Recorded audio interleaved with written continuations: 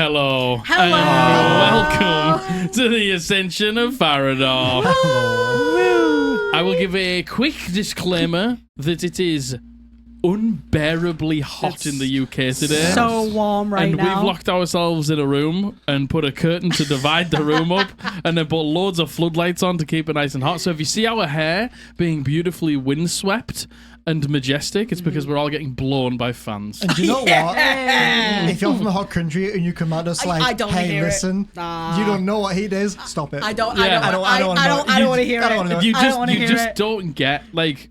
I know it's not that hot here, but you just don't get what it's like living in a country where everything is meant to keep the heat in. Yeah. And it is just a furnace. Yeah, it is. It's so warm. So we decided to put the curtain down. Yeah, so we put the curtain down, we put all the floodlights on. Yeah.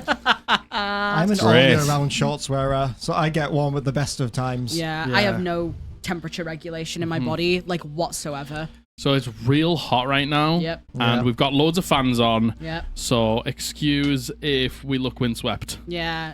And windswept and interesting. That's what I'm saying. Yeah. Windswept and really fucking boring. Well, you're all really interesting. I was going to say two people whose fucking parents clearly like Billy Connolly there. Yeah. Woo! Also, hey, look, you're lucky I'm only showing you one piece of JVIC memorabilia today. I have memorabilia. It's memorabilia. Wow. It's my collection, actually. It's my sacred collection. Matthew made me this thing. Hold on, can you hear this?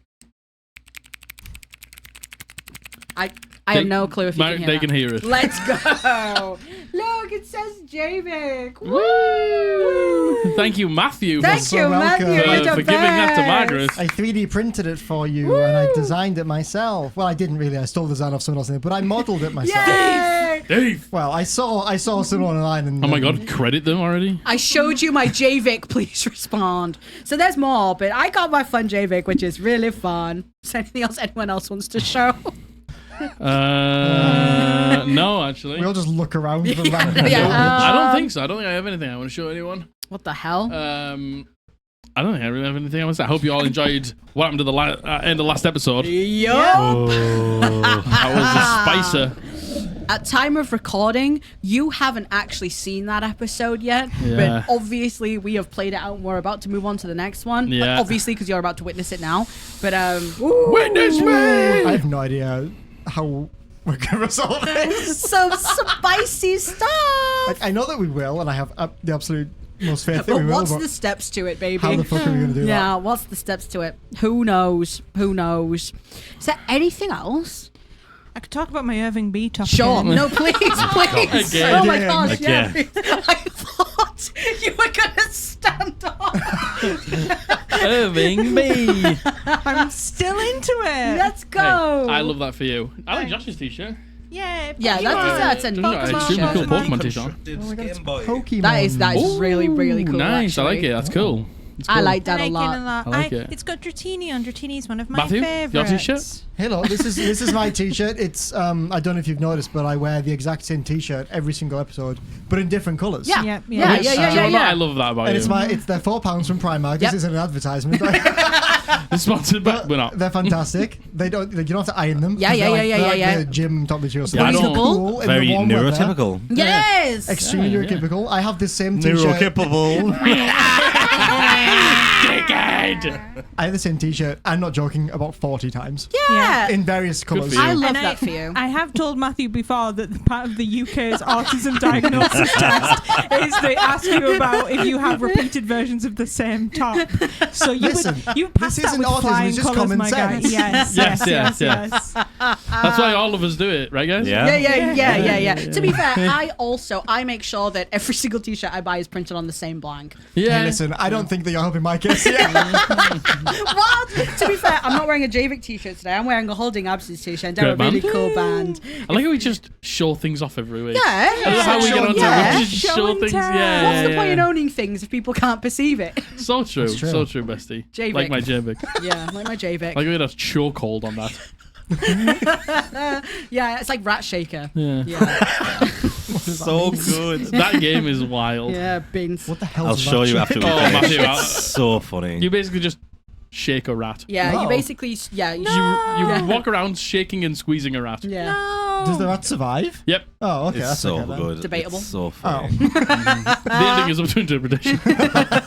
Anyway. Yes, I don't think there's actually anything official to talk about. One thing I do want to say is thanks so much for everyone who showed up for the front page. Oh my Yeah, gosh, that was yes. That was insane. crazy. Yes. Oh my goodness gracious me. I think in the actual stream we peaked at about 3,200 people, and just passing across the front page, 212,000 people glossed eyes Insane. upon the stream. Indeed, Which Insane is bonkers. indeed. crazy for a channel like ours. Yeah, so you guys really, really showed up for us. Yeah, So thank you. big thank you so to the much. community for welcoming everybody in. We gained so many new people that day. Yep. nice.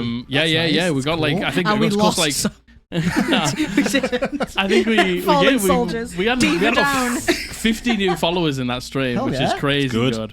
Which is cool for one stream. We So only had a couple of weirdos. yeah. Actually surprisingly good. Yeah, and you know what? I've had dreams about them every night since. Yeah. I've had dreams. Hey, look, this is a PSA. If you see pronouns on a screen and it triggers you, you are not in the right place, my friend. Yeah. Hey, look, I'm There's- sorry, but you are not in That the right one guy place. that was like, "What even is this?" It's What is this? There What was is a few this? people who were just bambused by the fact that we were playing something called D&D. Yes, And yes. one person was like, so it's role No. play? They simply just went, role play? Never said anything again. And do you want to know what? It's crazy. People are like, the whole pronoun thing, it's just like, all of us are he, him, she, her. Yeah, That's I it. know. Imagine yeah, if I know. anyone on this stream was they, Use them, or anything, it's anything. Oh my the God. people would have literally died in their seats.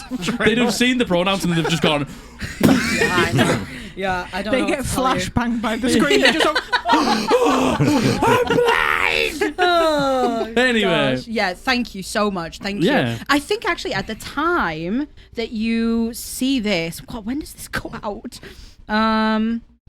When you see this on the 14th? No, the 8th of May. The following week is going to be the roundtable over for Patreon members and YouTube members. baby. We still haven't convinced. we haven't convinced our friends to come yet. We coming, right, haven't, we haven't confirmed You who's coming, going to right? be there yet. But at the very least, it's definitely going to be me and Jack, and it's just a great place to talk about everything that you've seen in the game so far and beyond. So what date is that? The 13th. 13. I'm almost certain that It's- you're good to come. Yeah, I'm pretty sure I it's can come, yeah. Tuesday, I'll check my the calendar. 13th of May.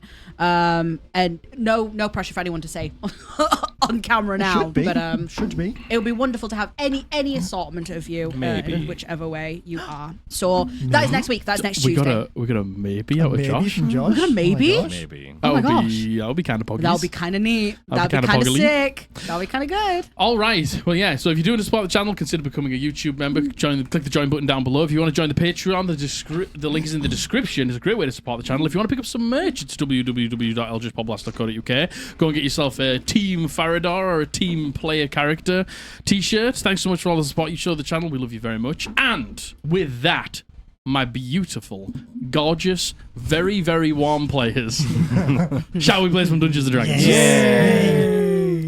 Thank you so much to all our patrons and YouTube members. You have no idea how much we appreciate your support. Gain exclusive access either on Patreon or become a channel member here on YouTube for perks like channel badges and emotes on YouTube. You get 2 extra and exclusive monthly live streams, including a roundtable with a cast of our D&D actual play, The Ascension of Farrahdor, for all of your burning questions. As well as an intimate D&D advice live stream where we can answer your D&D questions in depth and one-on-one. If you would like to support us directly and gain access to these perks, check the link in the description to go to our Patreon or simply click the join button here on YouTube. Thank you. Okay. What happened last time? Don't worry about it. Don't worry about it. It's me bleeding from my eyes. Where did we start? Fight. Yeah, we started at the end of the heart. Yeah, Spirit gets its soul sucked. Yeah. that happened. Yeah. Yuck. You ended the fight at the portal, having defeated the heart and the blight. The blight that had riddled this forest with all of the spirits and souls that had guided you thus far, pointing up at the empty socket in the portal that the saps had told you that Sagetin Jarsarian had taken something from. You went back to the village and were saying your goodbyes to the people there, Fertalon. And Fertalon was with child. Yeah. Can we read Margaret's note and then my note? With on this? seed. Mine says for spring seed baby with a big smiley face. Yay! Oh. Mine says Empreg Saps. Fertile had a little baby growing. Yeah. Super cool. And they said that they have one child each, but if the forest is healthy, some can grow on the trees and join the family. But the forest had been sick for so long that had not been happening, and none of them were wanting to have any offspring, purely because they didn't really want to bring it into a situation that they were in. Relevant. Art imitates life. Yeah, fucking. I feel that. But Fertalon, you stayed the night, and Fertalon walked you further out towards the Everglade and out of the Neverwood. Yeah. Stayed the night with you guys, and then said goodbye to you the next day, and said if you were ever to come back, you would be welcomed with open arms, as you now have a friend in the Neverwood. Yes. You got a friend in me. You went to the lumber mill and met Foreman Visto and let him know that his problem was taken care of. Yep. But sadly, all but one, which was Davos, the person who had already returned, had sadly been lost, and he was going to write letters to their families and let them know. And then you went back to the small town where the excavation site was. Yes. And- We had some convos before that between just all of us. Yeah. Where Handed the heads in. Oh yeah, we did. we did hand the heads in. When you got back to the village. Silence talked about thinking about like the scope of her life, and my note says Raphael didn't look old, nor did the righteous dead, but Silence was born with the scars that then turns into her wings and their sigils in celestial. And then Theo and Lenore had a walk, and Theo says he did do something we'll touch on later, and said that he felt like a failure. And then we pulled a 3 of the Wands tarot card. Yes, he did. And you went back to the village and handed in the bounty to the obsidian hunt. And Kaida said that this was worth at least 100 gold more because a chimera is particularly dangerous. She gave you some forms to sign up and become actual members of the hunt, which you all filled out. She took the dragon scales from you and said that when you get to Caligor to just... He's opened the door. Oh no! Oh no! Oh no! How did this happen? Oh no! Is he in the room? He's in the room. Oh god. Sorry about that. We had a dog break in. There is a door right behind me, and he just badged his way through. I hope we left in as much as we possibly could of that, to be honest with you. He did that earlier, and I genuinely thought he was so strong. And I was trying to hold the door, and I thought it was Jack on the other side 12. pushing. He's 12 years old. He should not be that strong. No, we shouldn't. What are we talking about? What were we talking about? We had completed our bounty for the yeah. Obsidian Hunt. They had made you members and allowed you to sign up. And they had taken the dragon scales from you to create some, I think you said wrist guards or gauntlets or Wrist something. guards and I think maybe a weapon of some sort with the fangs. Yeah, to pick up when you got to Caligor. When I filled in Silence's form for her, I made her middle name Fart. Yeah! Silence, fart, God be here. That's not canon. Is it not? It is now. It is. He said it out loud now. Okay. When she finds that out, she's stabbing you through the eye. Oh, we also learned about Bolo's tattoo. Yes, you then went from the Obsidian Hunt to the Mountain Oak. No. There was a weird motherfucker called Jeff. There was a weird motherfucker called Jeff. There Nice was a- man, Jeff. Nice He was man. lovely. No, We love Jeff. He lied. There He said was- weird Yeah, Jeff was shit. great. There was nice guy Jeff No. who said that he recognized you as you looked not identical but similar to your brother, and he said that he had met Rumun down in the southeast of the country doing jobs there, and said that he took on a shambling yes By himself. by himself. Yeah. I have a Yeah. theory. I'm going to say it right now. Go on. Ramoon doesn't exist. Bear with me. Ranga must have had to pass through there on the way to here. It's Ranga in a fake mustache.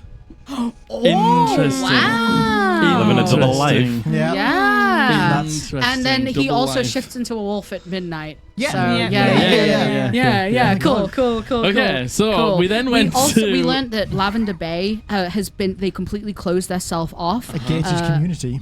And they're very much a thorn in the Equitus Circle's side. Yeah. They operate very much on their own accord. And yeah, because of that is the main port to places like Ostaloria and other countries, they have had a hard time getting shipments seaward out to other places and into other places. A lot of it comes to them, and they then charge their own amounts to bring goods into the country from there. The dog is trying to badge through the door again, and that's why everyone is laughing. Yeah. We met Bolo in the Mountain Oak Inn, Yes. and he was having a drink, and he said that he has a job to go To Mountain Nook. near Mountain Nook with a mass grave of angels. Mm-hmm. We learned a little bit about Uriel, who was the archangel in the vision that Silence saw when she touched the Colossus shard. We learned about the dancing devil. We learned about the dancing devil, who We've already interacted with tangentially. yeah. We then had a few reveals within the party and a few connections put together that Adam, the thing or person we think created by Theo, had gotten loose and he was trying to find it. And we think that potentially Uriel's spirit or soul has attached itself to Adam and is now roaming the lands, confused and extremely powerful. It's probably fine. Yeah. It's probably With fine. with the information about Adam, questions about why he was created came up. A number of secrets were being talked about openly at the table that one member of the group did not know, and realized that there was information being held from him this whole time, and left the table. As Silence, with a slightly more direction and purpose than she's maybe had since she's left Bastion, feels now maybe caught a little bit in the middle, as Lenore, very upset and almost disgusted by Theo's reasoning to create Adam, the group go their separate ways on the night, and will pick up at that very moment, after Silence has just cleaned up the glass that Theo had thrown intentionally to Miss Lenore. Yes, I cause- thought it at the wall. I didn't Yes. throw it at her You head. glass Lenore. So, as dusk turns to night, the swirling moon sits high and bright in the sky. A cloudless night. A still night. Who would like to go first? Silence after cleaning up the glass. She's known that Theo is a bit of a flight risk. What? What? And she suddenly finds herself really not wanting Theo to leave the party. So, Oh my god, she likes me. because they're Yay! best friends. Yeah. She likes you so much. Yeah. So she's going to go and try and find Theo to bring him back. Okay. You head out of the mountain oak with the barkeep and the owner of this establishment keeping a close eye on you as you leave. You head out into a quiet street. There's a few people about, and it's not a particularly large town, so there's just people maybe closing up business and things like that, and just going between buildings. Does she see you? I think at this point, probably not outside in the streets. I have an idea of where I would go. Mm-hmm. Okay. But I don't know if you want me to tell you that. Seems like Well, let me put it this way. The woman who tracks beasts for a living is going to quite easily find a raging Theo as he She's going to walks through track the the street. holes in all the walls. He's been punching. Empty cans of monster everywhere. Name's suddenly Kyle. So you leave, and where does she go to find you? I have probably gone to like a different bar. Okay. Or just somewhere I can get a drink. Yeah. Another There's drink. one other place that is very, very small. It's probably got 2 tables and then seats at the bar. And the bar is very small, very squat. It looks like this was actually just a home that someone's turned into a bar to make a little bit of money on the side. And you are in there. I'll walk in and I'll just stand in the doorway, being all big and fucking ominous. I don't acknowledge you. I'm facing away from you, Oh. and I sense your presence because it's a very ominous, foreboding presence. Just a huge shadow just comes over. Looms over You get a The me. room fucking just gets chill down your really spine. cold. Yeah. Fucking Nosferatu. You see a shadow.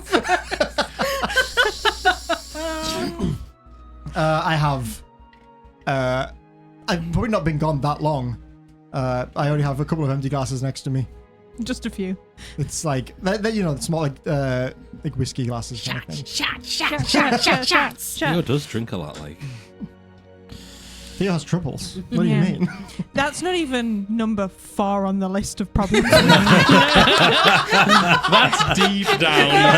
that we've potentially got to have an intervention for with this man. So you open the door there. You see a little goblin man behind the bar. He's got these like big ears that curl like up and almost like touch in the middle, and like a little bit of black hair that goes down the back. And he's got his little apron and he's like cleaning some glasses. And you open the door and stand extremely ominously. And you see the back of the bar is raised up so he can just walk along it and look like he's at a normal height. And he sees you there. You can come in. Thank you. I'm with him. It's all right. Oh, okay, well, that's okay because he's buying a lot of drinks. Yeah. I'll come and sit next to you. Do you want it then? No, thank you. Okay. I think he's drinking enough for the 2 of us by the looks of it. I turn around and I say, "Get her whiskey. Another one for me as well." Sure thing. Says, fucking hell! Oh, God He pours damn out 2 whiskeys and slides them over. I put one in front of you. Thank you. What? Why are you here? I'm only here to make sure that you ain't planning on leaving. And what if I am? Then I would like to try and convince you otherwise. Why? Why wouldn't I? It's not your problem. This very much is my problem. I caused this mess. You're a smart man, Theo, and And I can sort it out. that is exactly what I was about to say. You are a smart man, and I think your ego does not take well to being bruised. But this predicament is one that I do not think your intellect will get you out of. It's not about my ego. I've already dealt with the blow to that. Right. I dealt with the blow to that long ago, when it first happened.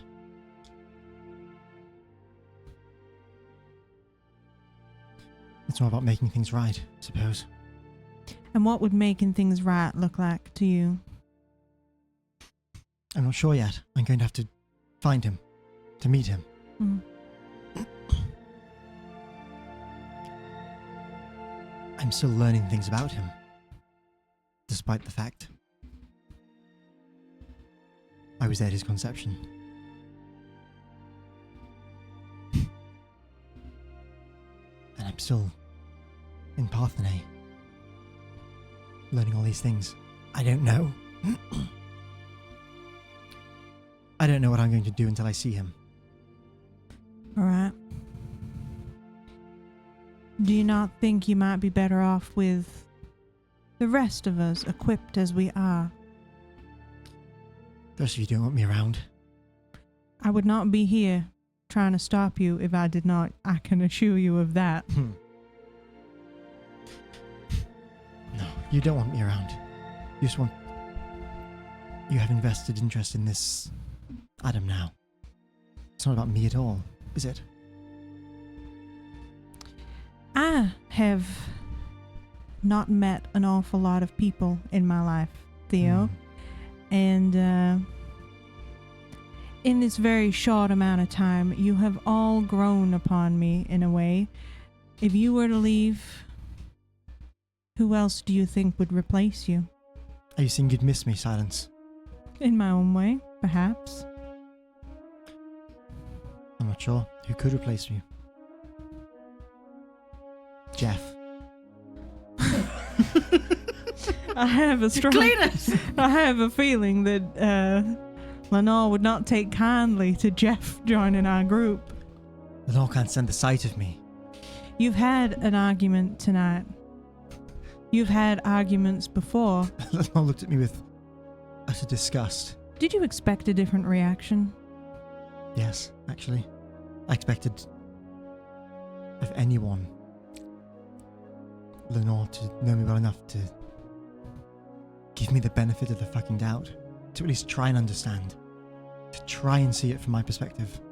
She had no interest. Have you tried hard to see it from hers? Of course. I thought about all of this as I was doing it, as I was making him. I know it's a controversial thing to do. But I also know it's for the best. You are a student at the college. You are not Yes. yet finished your studies. That's right. You took a lot of classes, I guess. I don't know much about college. Yes. Take any in ethics or philosophy or anything like that? Not so much. Do you think that there might not be a reason why people have not tried what you have tried? Do you think that the thought might have never occurred to anybody before? Perhaps the thought has. I doubt the inclination has. Right. I don't think. Maybe people haven't tried it because it's difficult. And it was. And I can understand where you're coming from. Mm-hmm.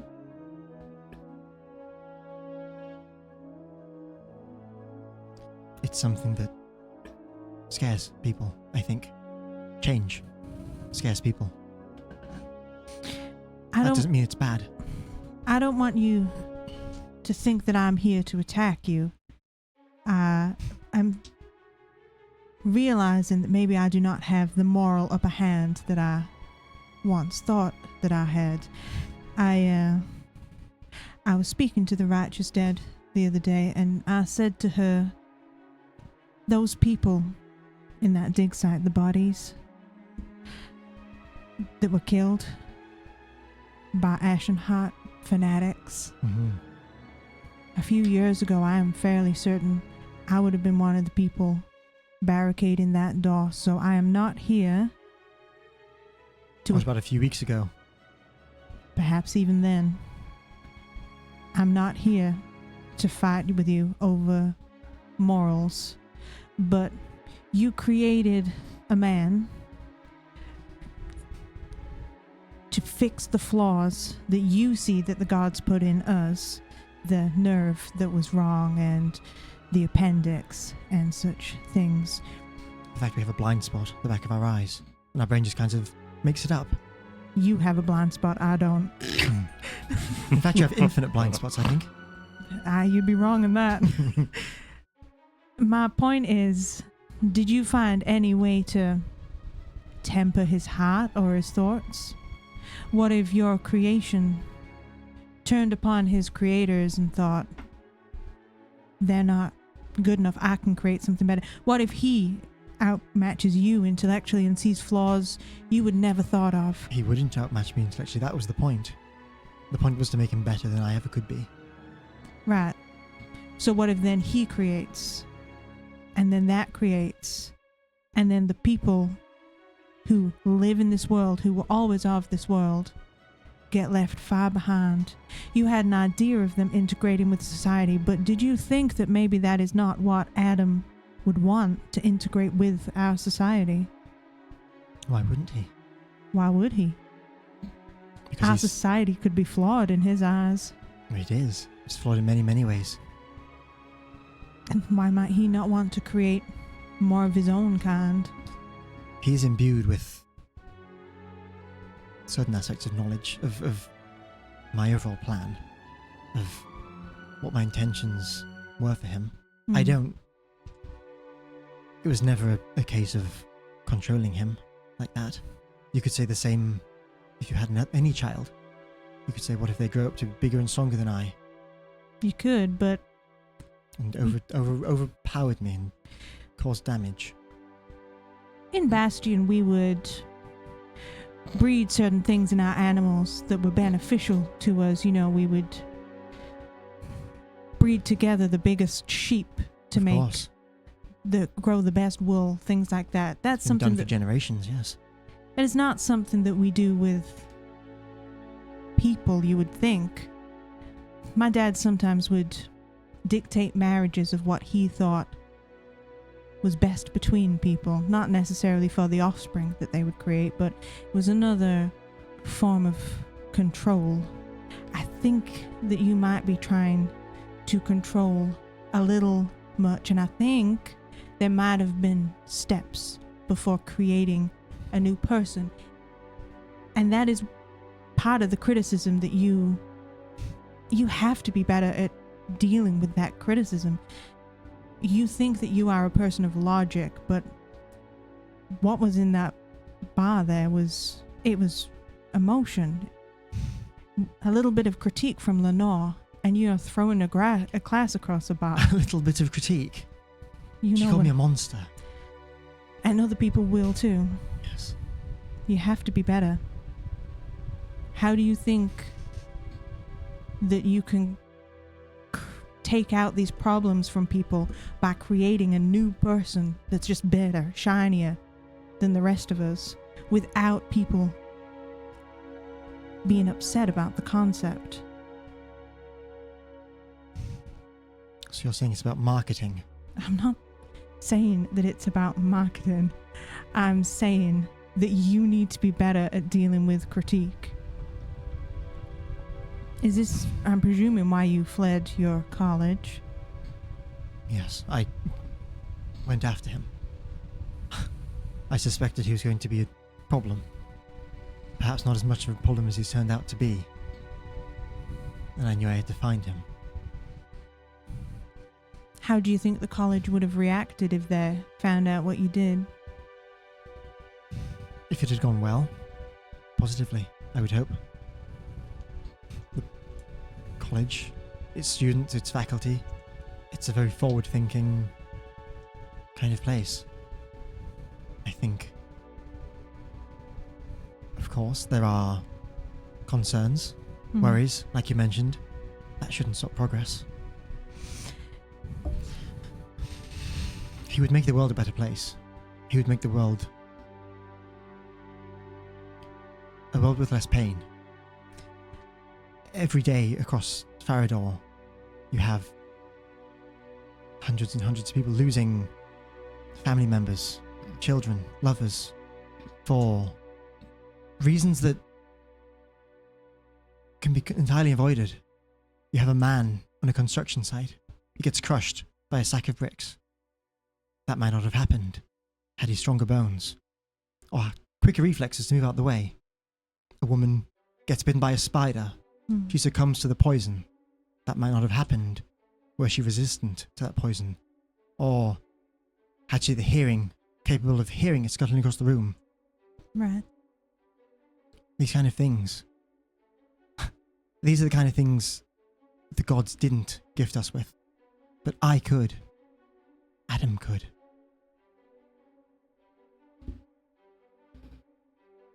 Do you think there would be no thing that could harm Adam?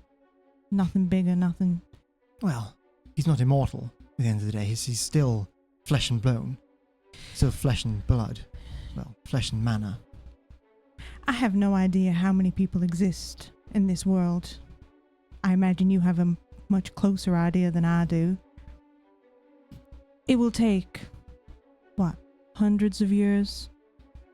Yes.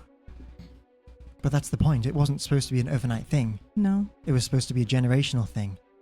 Yes, Adam's ultra powerful in all of these ways, but throughout generations it gets diluted. And people just get gradually a little bit better over time. And how long do you think that you will live? Well, I'm mostly human. The quarter elves are perhaps a little bit longer. 150 years, maybe?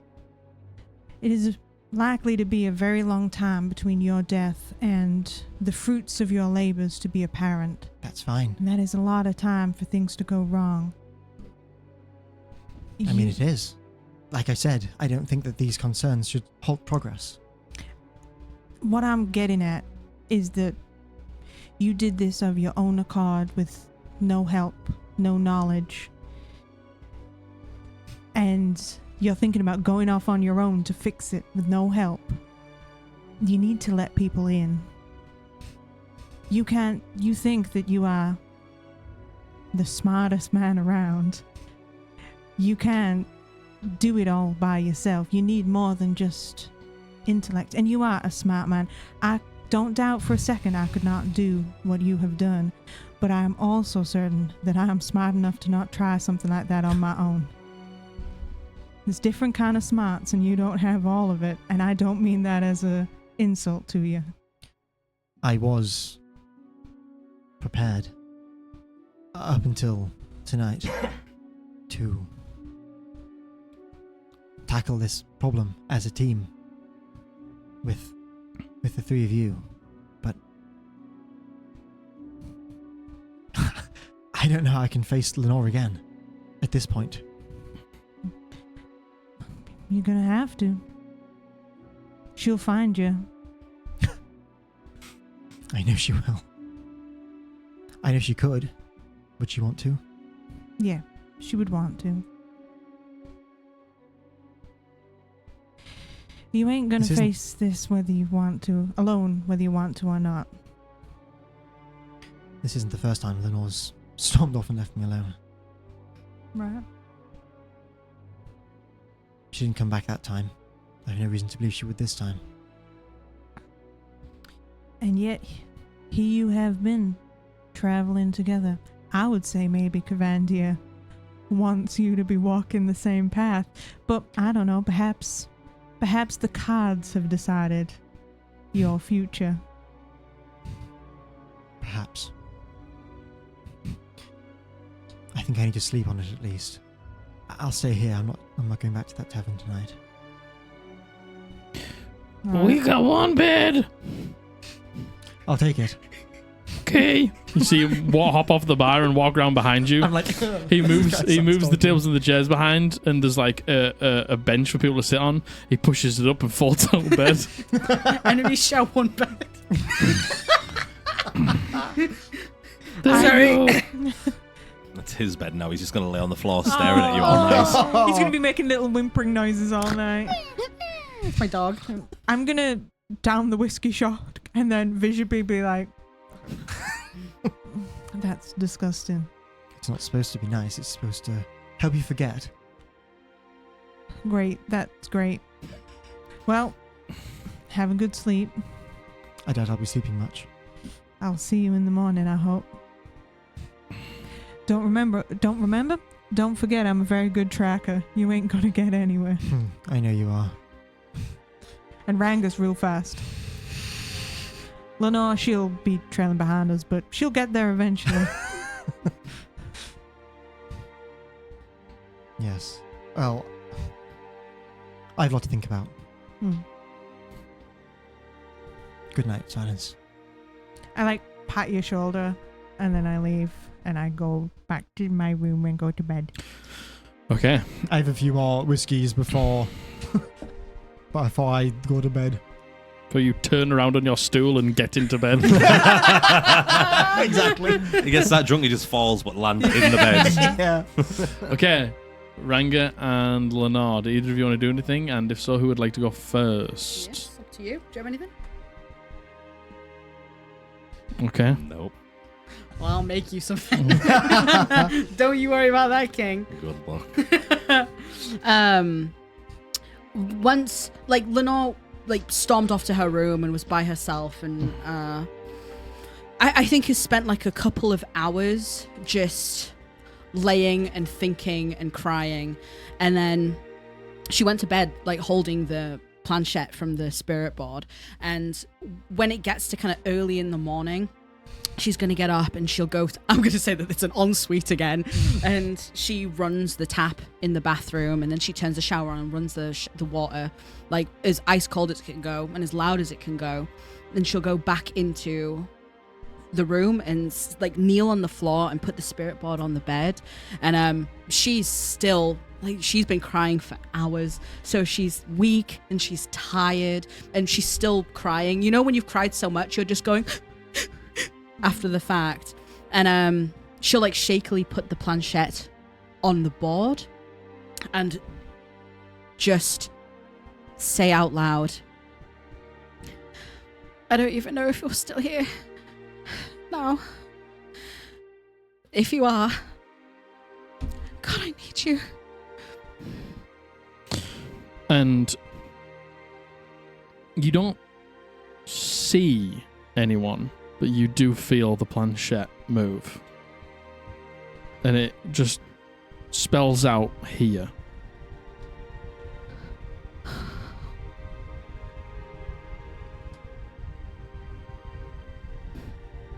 What a mess. What do I even do?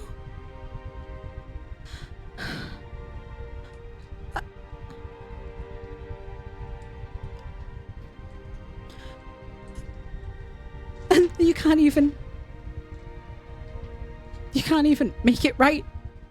You can't even put me on the path.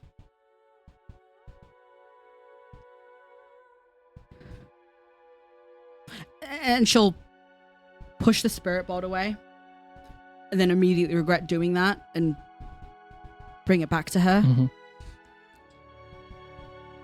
I'm sorry.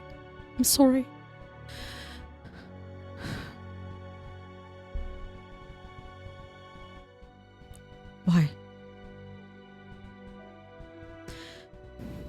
And she thinks about what she's going to say, and she realizes in this moment she's being selfish, and she knows she's about to say something she doesn't mean, but she says it anyway because she wants to. Why did you have to go and die? What was the point in even coming into my life? To ruin it by dying.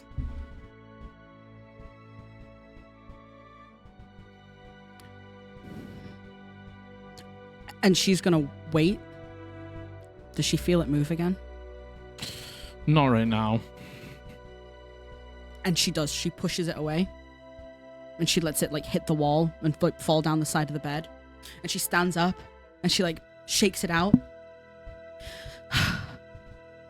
I'm sorry.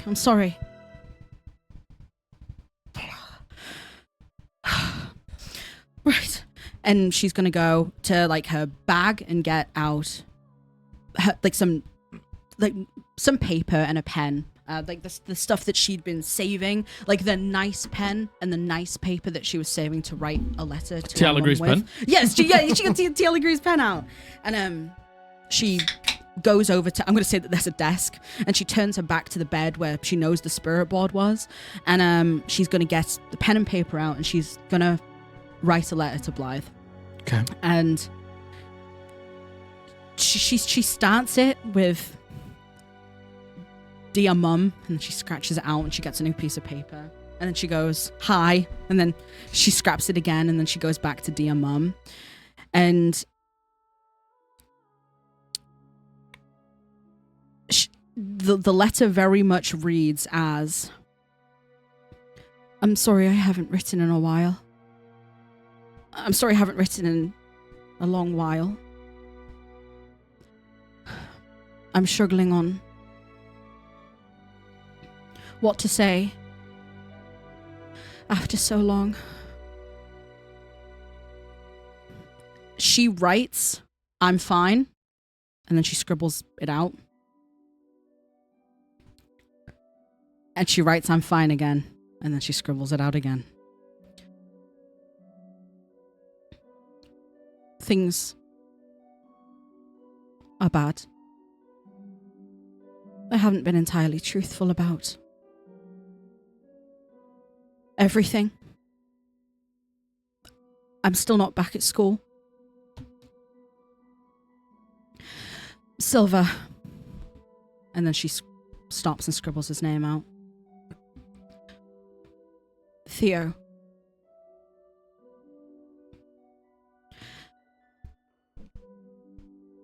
Is fine.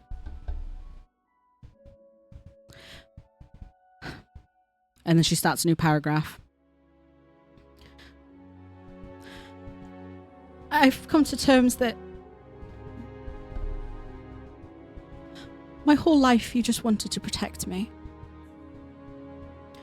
And because of that,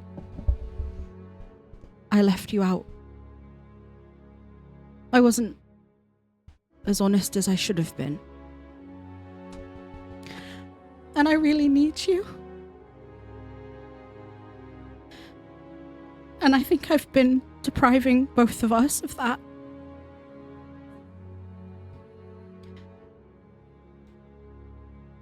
I'm going to be in Caligo soon. I know you know how to find me, but you haven't. But I need you. And she takes a step away from it for a little bit, and she calms down, and after maybe like half an hour or so, when she's calmed down, she comes back to it to finish it off. You have been trying to protect me my whole life. Because you love me. But sometimes I think it would have been easier if you didn't come for me. Sometimes I wish you didn't. And she signs it off with Lenore, and she wraps it up. And I don't know if there's any way she could possibly send it right now. Yeah, she can go and send it. But There's just She knows a simple if- postal system where you can drop letters off and they get picked up. She knows if she doesn't do it right now, she's not going to do it at all. Mhm. So she forces herself to get up and go out, Mhm. and she goes and finds one of these things and pays however much she has to. For a letter, you don't have to pay. And she posts it then and there, and she considers not doing it, and she takes a step back a couple of times. She does that thing where she goes to, then she stops, but she does. And she goes back to the tavern, Mhm. and she considers trying to look for everyone. She considers trying to work out where everyone is. God, would she go and knock on Ranga's door?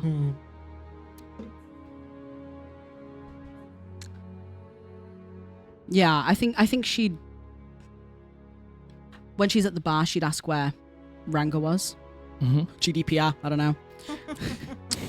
I mean, you all got given rooms that were next to each other, so you know that he's in one of the adjacent rooms to yours. I will quietly knock on a door. Mhm. It's like 4 a.m.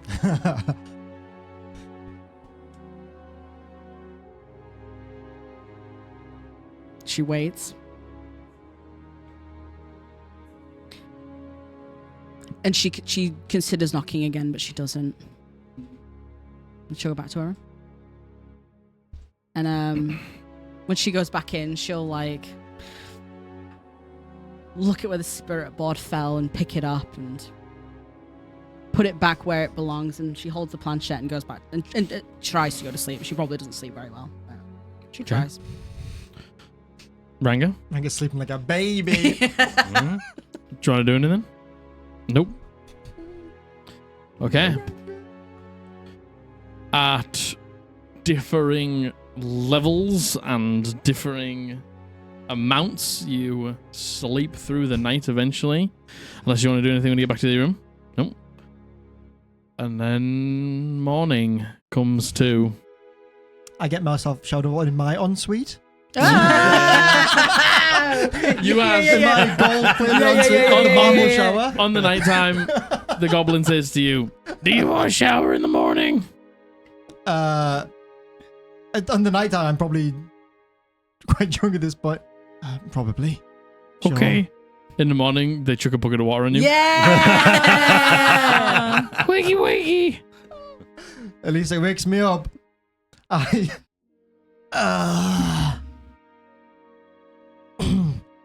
What the fuck was that?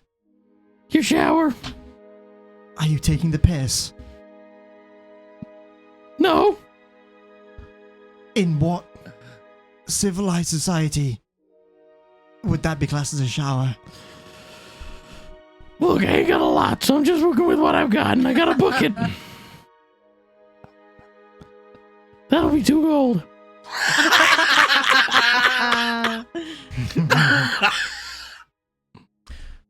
I fade you for the room. I'm not paying you for the shower. Fuck off. And Oh. I leave. You leave. You leave, and maybe a perception check. to see all the fucking guards following you for water theft. Water theft. No, he's just picked up a gun from behind the bar. Hey, you can shoot me. 14. Okay.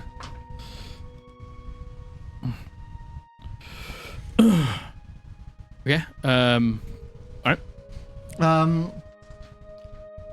I am gonna just prestidigitate myself dry and clean as I leave. I think I am probably just going to leave. Just gonna try and leave the town. Fuck you. You I'm meanie. just gonna pack my bag.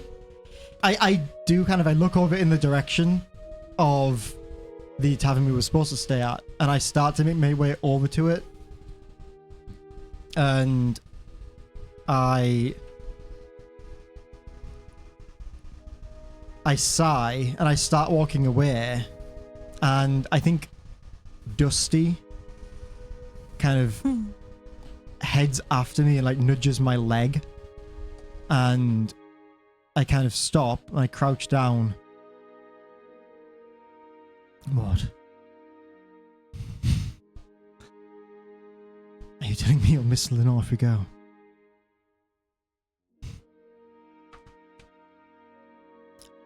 I will too, but she doesn't want to see us.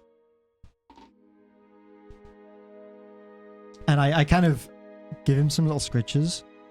And I stand up and start to walk away again. And he, like, this time more urgently nudges my leg.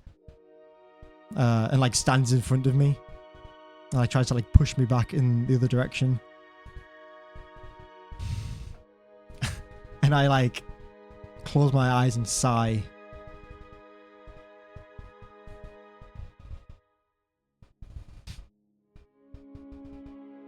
I can't believe I'm letting a cat tell me what to do. Fine. And I'll head over towards the tavern. Yay! Dusty's a good boy. Dusty's great. We love Dusty. Dusty is the glue keeping this party together. Okay, so the other three of you. I'd have been up nice and early, same as usual. Okay. You just head down and get yourself some breakfast or something like that, yeah? Mm-hmm. The gentleman behind the bar sees you walk in and just, like, keeps a close eye on you when you, like, go and sit at the table. I'll say to him, my friend decided to stay at a different establishment last night, so... I think that may be for the best. On the way past the bar, I just kind of take out 2 gold and I just place it on the counter as I go past. Mm-hmm. For the glass. Make me another perception check.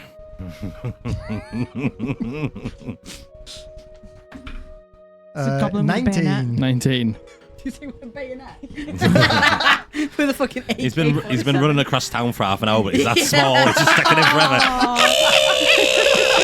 It's like that fucking snail with the immortality.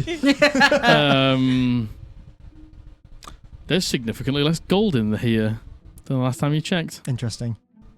How much less? At a quick glance, maybe 100 gold. Oh my god. It's me, I took it all. Oh my But god. you take 2 gold and you slam it on the counter. I think back to when I burned down that barn. Briefly. And then continue walking. You take the 2 gold, you put it on the counter, and as you put it on the counter, the gentleman puts his hand on top of yours. I'm like, I try to like place it down as I walk past, and as he puts his hand on mine, I stop. And he looks you in the eyes and he says, "You can keep your gold. I don't care for that. What do you care about? You're not causing trouble in my bar. I get that you had a few drinks and tensions were high, so you keep that. And if I see you do it again, you're barred." Great. I know I'm not welcome. I leave. You leave? I'm like... Silence is like... I've got like a fork full of food and I'm like... I get up and I walk. Can I try and catch up to him and grab him by his collar? Yeah. Go by his hair. And just stop him out. Theo. I've had this goblin annoy me this morning. I've had this barman annoy me this I've morning. had this silence annoy me this And morning. now you grab me. I like swat your hand away and turn it what? Can you just calm down for a second? I'm calm. I'm so calm. I feel like that guy in there was being very reasonable considering the ruckus that we caused last night. And I left. Is that not reasonable? He didn't say you had to leave. He made it clear I'm not welcome. You threw a glass at a woman as far as I'm he not saw. saying he's not valid. Right. It's I think perfectly you valid. need to take a chill pill. He didn't buy you. He said if it happens again, then he'll buy you. Please, will you just come down and have some breakfast?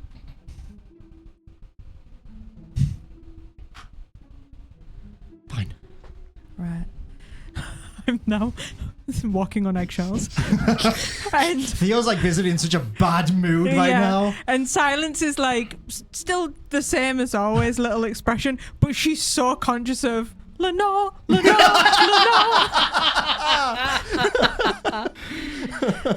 Okay. She'll get coffees for everybody for when they get here. You get some coffees, different milk levels and sugar and sweetness. Ranga and Lenore. Gonna go downstairs, grab some breakfast, and like walk over to the table, put it down, sit down, and just look at each of them. Go. Morning, Ranga. Start eating. Just nod. Me all right? Can I do an insight check? Or is Yeah, go for is it. he so visibly not okay? Sorry. It's all good. It's all good. Oh, I'm so sorry, Ranga. Oh my god. I think I might have beat you there. probably Wait, have. what were they? 2 3s. But I've got a minus. I've got a 2. I had a +5, so okay. Okay, even with my abysmal roll, I can see that you are not okay. It's not a particularly hard bar to reach Yeah. because he's making it very obvious that. How are you feeling? Silence the empath. Just. What can she tell? He's just clocked out. He's just, oh, sorry. Just like, kind of not glazed eyes, but like kind of like beginning to get there. Just a general malaise over him. Sad boy. And Silence is not the therapist that these people. You're gonna have to meet today. Are you sure you're alright, Ranga? You seem a little upset. You left kind of angrily last night. I'm presuming the argument annoyed you? Nah, I'm used to them arguing. Right. Are you sure everything's okay? You don't seem Yeah. it. Just ready for us to go. Right. I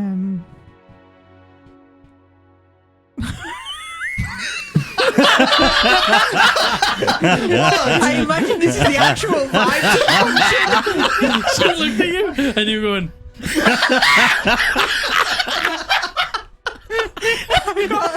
I'm method acting. I'm in character, guys. I mean, it was great. I didn't even see. I caught it just last second. Silence is now also visibly uncomfortable at just the vibes at this table. That's definitely Theo's face, though. Oh. Well, would you look at the time?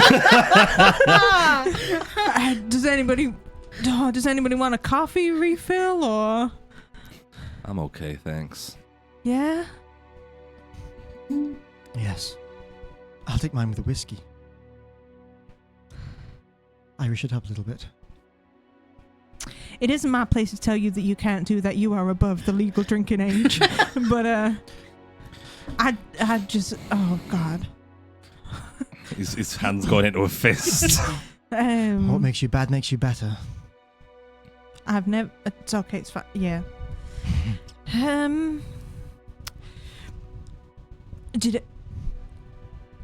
you sleep well, Ranga? I'm like a baby. Yeah. Good. I'm on the verge of like getting a brush and hitting the ceiling under where your room is. Hey, look, for the first time ever, I don't think Lenore showing up's gonna make it any better. But Lenore, are you coming down a little bit later than everyone else? Like, she's always the latest one out, but Yeah. she's like particularly late tonight. And I think as she gets herself ready, like as she always does, but she takes a moment and she gets the spirit board out, like obviously like quite like embarrassed of maybe what she'd said last night, or like ashamed, I guess is a better word. I'm sorry.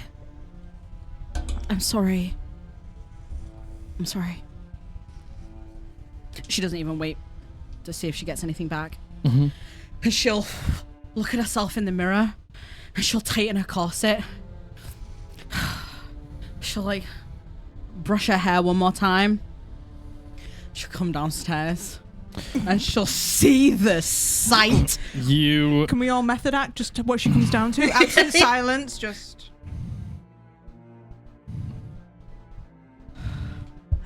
Lenore. Sounds the most chippish thing in your life. Can I get you some coffee? Yeah. All right, I'll go get coffee. I'll get. Does Ranga drink coffee?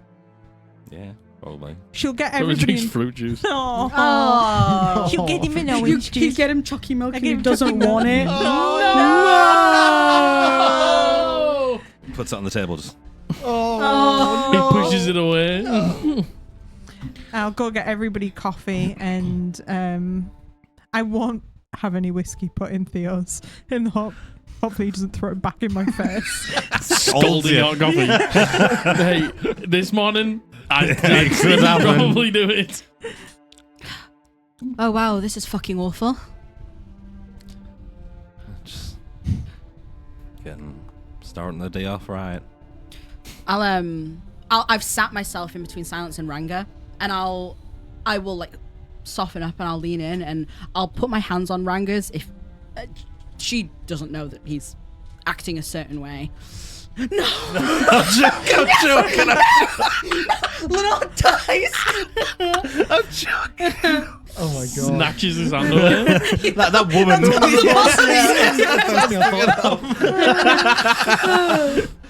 He's just eating a little bit of breakfast and like he puts his knife and fork down and his hand just rests on the table and you take that chance and put your hand on She'll his. put both her hands on, and she'll just quietly say, just to Ranga. Obviously, I'm sure everyone can hear. Past perception 17. I tried stopping in last night. Sorry, I didn't hear you. It was late. And she'll squeeze his hands and pull back.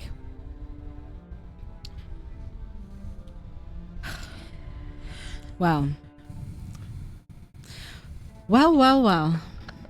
Look at this. So we off to the castle today, or? I don't know, are we?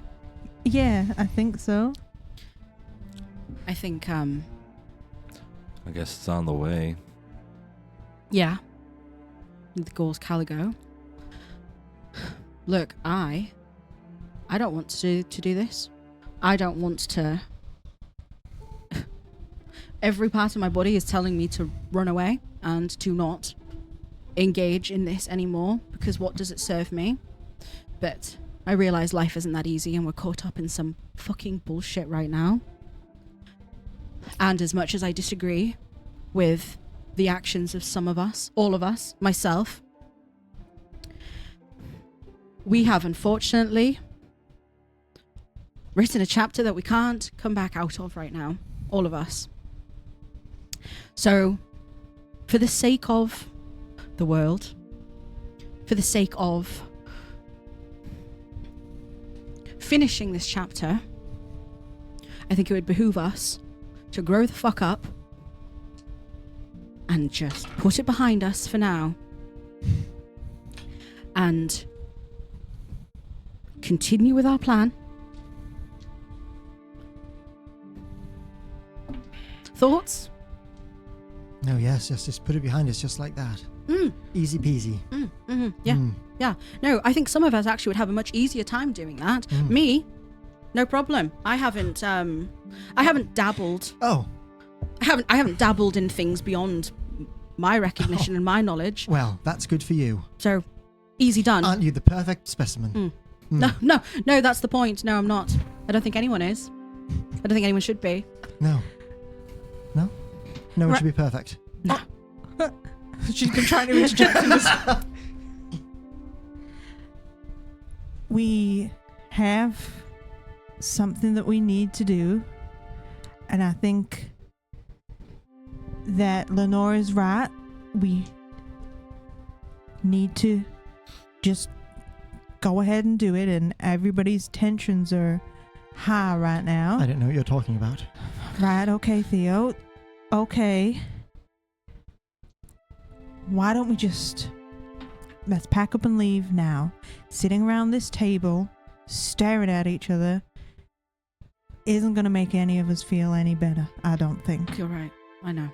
And we very specifically, you weren't here, you two weren't here, you don't know.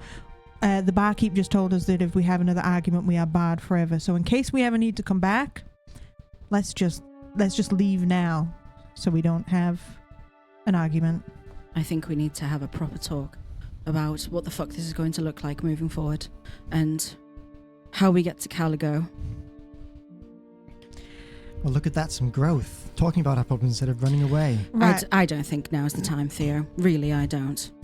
If we really think that we are going to fight the whole time and we just want to get to Caligo, we can always get a ship and just go straight to Caligo.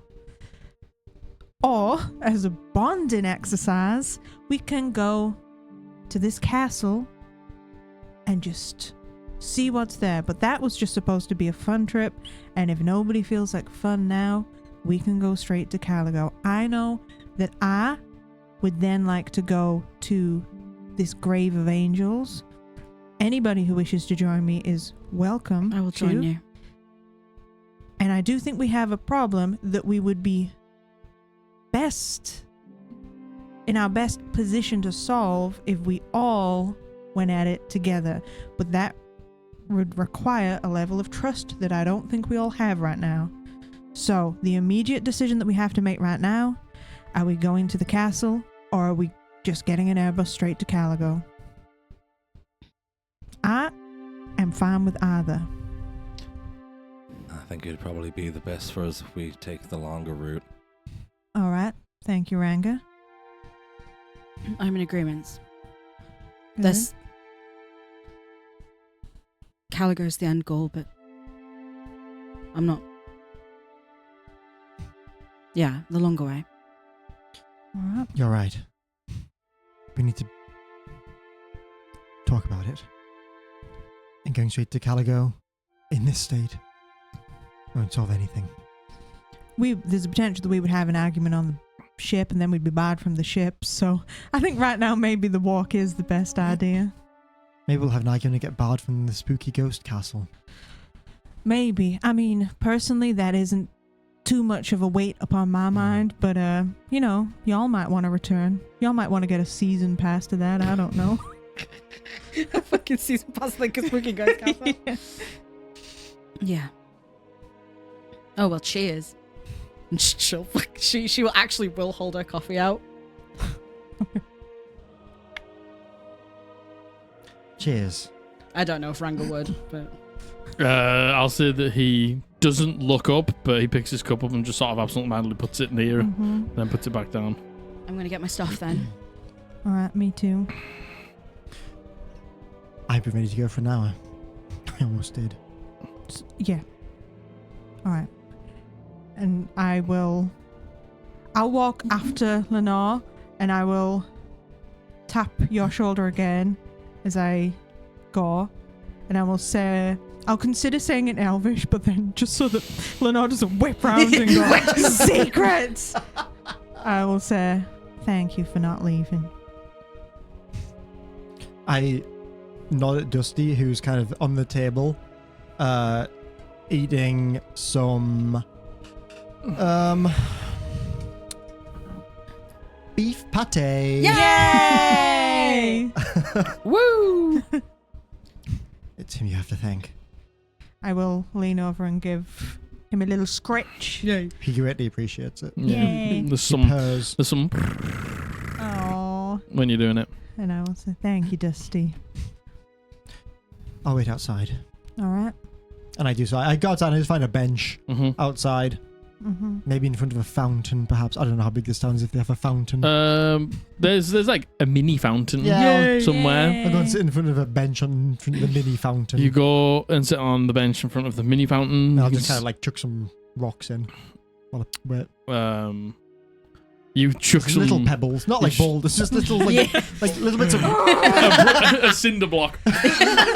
little gravel bits. Actually, no, I'll chuck little coins in. I'll just Yeah. like little pennies in. Yeah, no problem. You chuck some pennies in, and one thing you do see is that it looks like the bulk of the work in the excavation site is done here, and they're more going down to the people who have excavated it are leaving, and the people who are analyzing and looking for anything that has been missed or any hidden details It's gone down to like a smaller team, and you see that where Bolo's tent was, that's been collapsed down, and everything's just moved a little closer to the excavation site.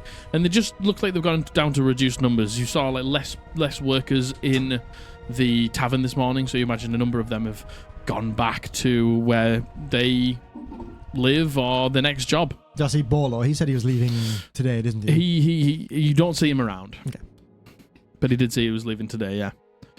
I'm gonna get my shit, which I already packed already, and I'm gonna make a point to get it quickly, and then I'm gonna go try Connor Silence while she's getting her stuff. Yeah, you stuff's already packed. You just go and grab your cases and stuff like that, or your backpack, and then you head to Silence's room just as she's like finished packing up, about to leave.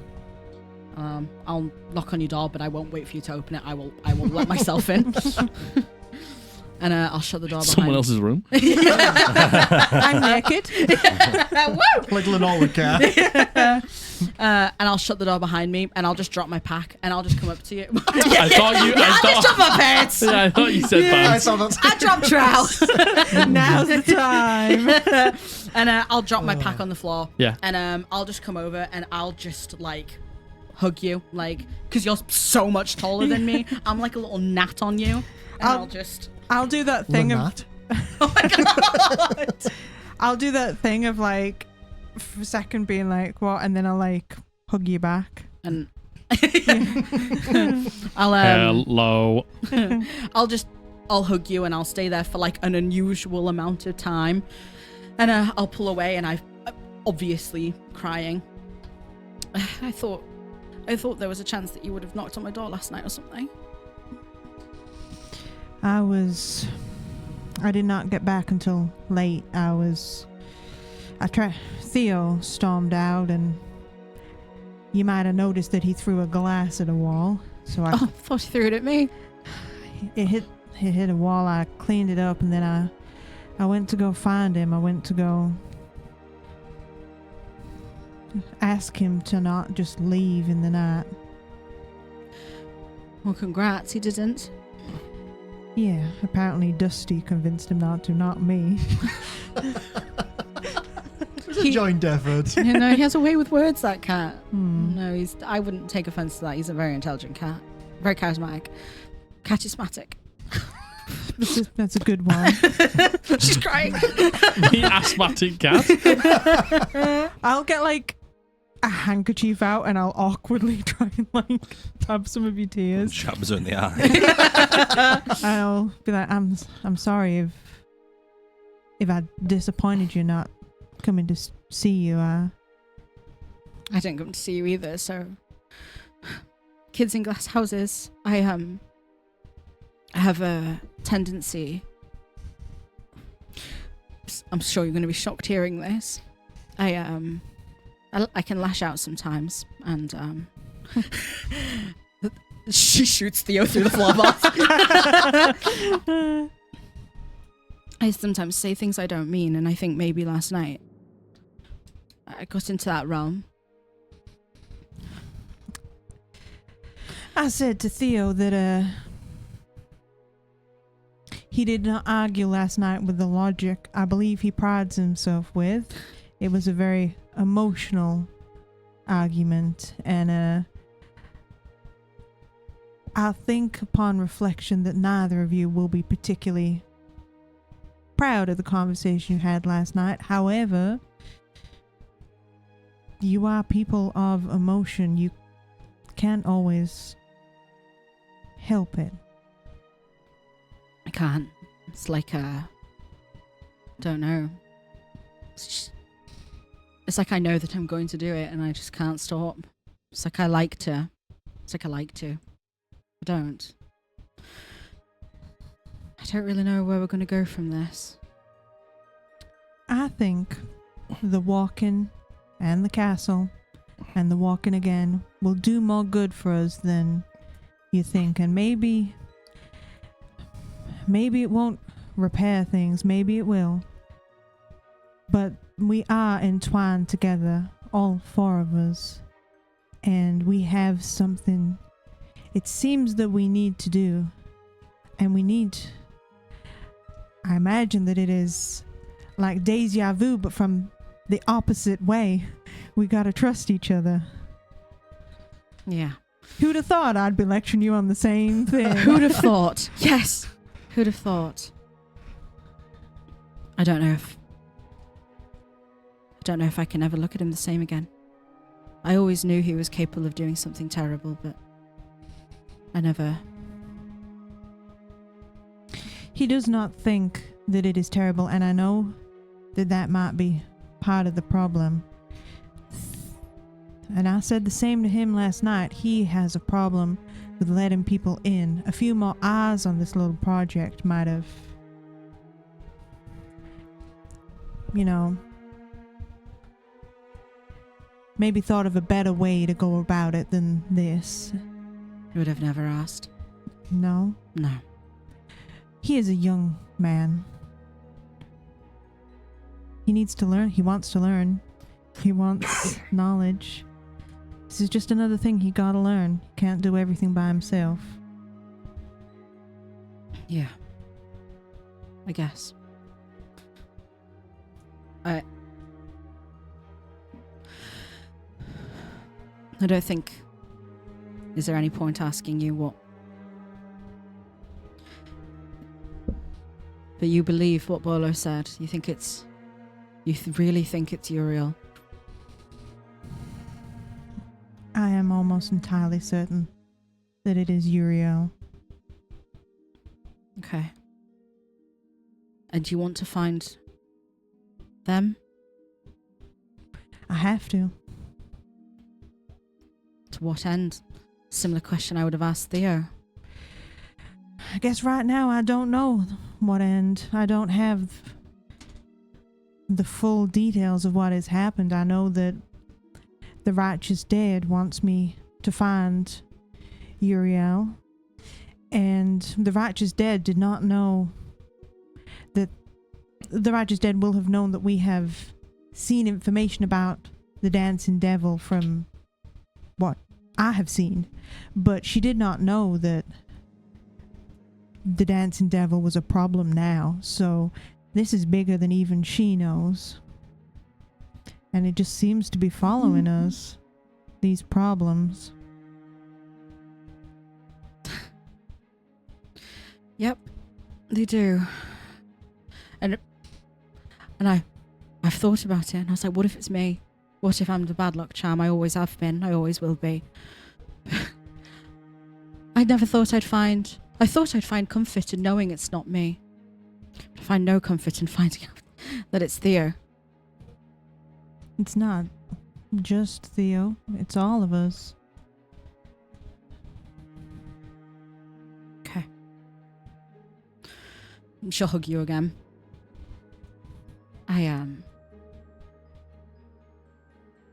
I think we've really fucked up with Ranga. Yeah, I don't have the charm that you do. I tried to... He's not himself. He's upset, but I don't really know what from. I asked him if it was the argument that upset him, and he said he's seen yous argue before. It weren't that. You know that feeling when you said, and it's not on the same level as this, but your whole life you'd been lied to, kept out, and information not shared with you because of whatever reason, trust. I don't think Ranga had a single idea what we were talking about last night. Right. I think and I think that's the problem. I think we didn't think of him at all when we were trying to mend relationships between one another. I think we forgot the person who actually we didn't have to do any work for. And I don't know if that's something we're going to be able to come back from. I have faith that this will work out for all of us. There's always a light in the dark. Listen to you. And you're gonna have to cheer up, Lenore, because I can't be the light in this group. And if you and Ranga are upset, y'all are the light, not me. I don't know about that. But okay. I'll do my best. You can always ask for help, though. You can always knock at my door. Thank you. Okay. So, the castle, then Caligo, then the graves. Okay. When I get to Caligo, I want to do something that I think it would be best if I did by myself, and I just want you to know you can trust me. The people that I spoke to, the man that I spoke to in Folkestone Pass, we've been learning an awful lot about Sagetz and Jarsarian here. I think that the one that they are praying to is Sagetz and Jarsarian.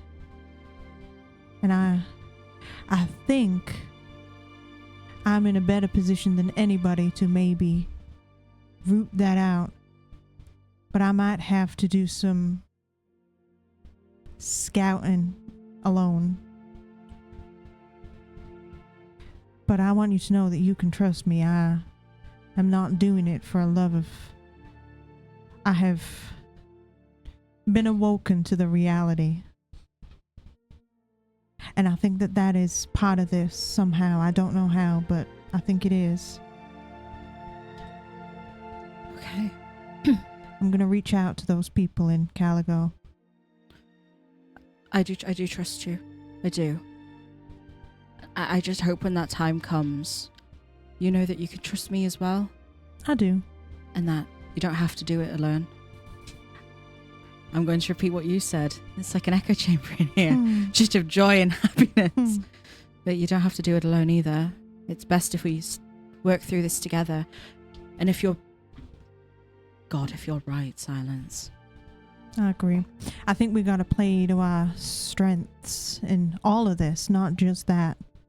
I think I would be a good infiltrator into the ones that potentially pray to Sagetz and Jarsarian, and I think I would be good at rooting something out. Me too. It's a joke. Oh, all right. It's a joke. I would be very bad at that. All right. Well, I think now is the point where, as much as I don't want to, I think now's the time where we have to lay all these cards out on the table with one another. I agree. Let's just not do it in this tavern. I don't want to get barred from it. I agree. Thank you. That's all right. Okay. And she's gonna look in the mirror and sort her face out a little bit. Mm-hmm. You two grab your things. Are you already packed up and ready to go? Just waiting at the front door of the tavern. So you went to the front door of the tavern. You see Theo down the road, just like flicking some coins into a fountain, and then a few minutes later, Silence and Lenore head out behind you. Let's go. Yeah. All right. Where's Theo? He's over there. Okay.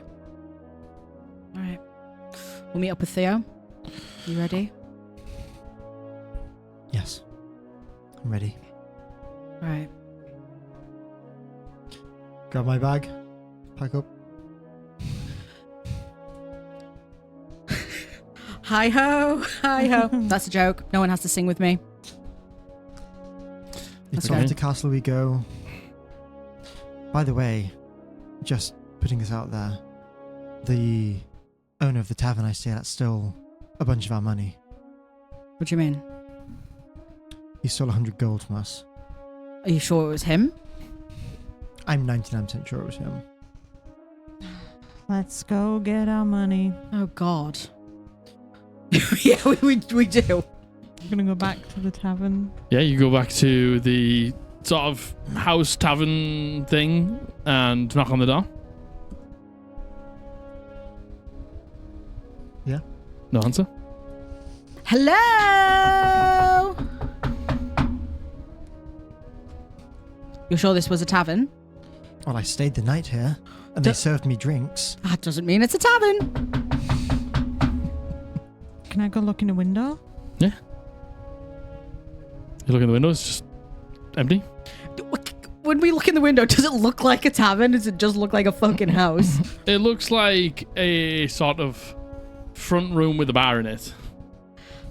Can I go just try the door? Yeah, it's locked.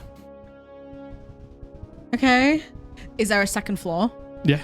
Lenore's gonna get a rock. Okay. Smash the window. Not. She doesn't want to smash the window. She just wants to throw a rock at the window. So you want more of a pebble or a Yeah. stone? Yeah. She gets a cinder block. Cinder block. Okay, you throw you throw a rock up. Yep. Hello. Does he have any neighbors? Yeah. Can I go knock at the neighbors? Yeah. You not gonna notice a little old woman comes out. Hello, dear. Oh, you're very tall. Hello, ma'am.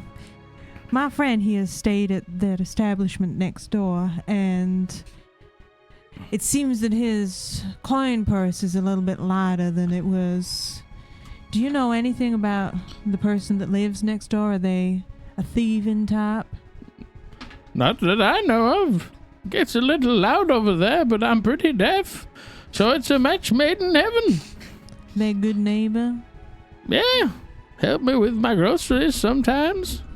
All right, thank Not you. a lot of help because they're real short. Doesn't get far off the ground, but Sometimes an extra pair of hands. it's an extra pair of hands. You're right, yeah. Thank you for your time. Oh, yes, no problem. Goodbye.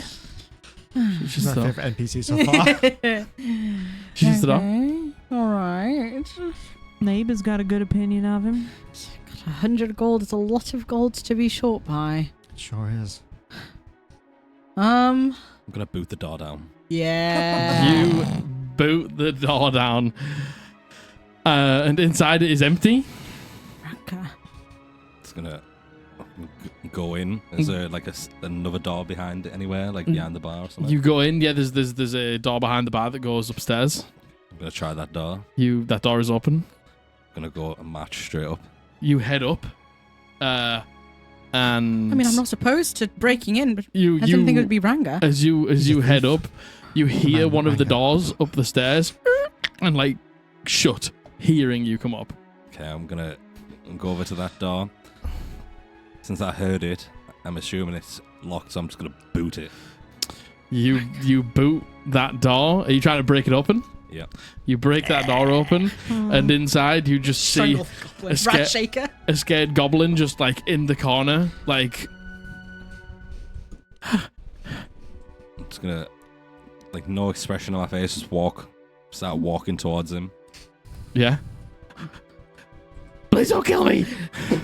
Oh God! I got more to live for, please! Hearing that this dude's yelling, I'm going to run up the stairs. You run up the stairs.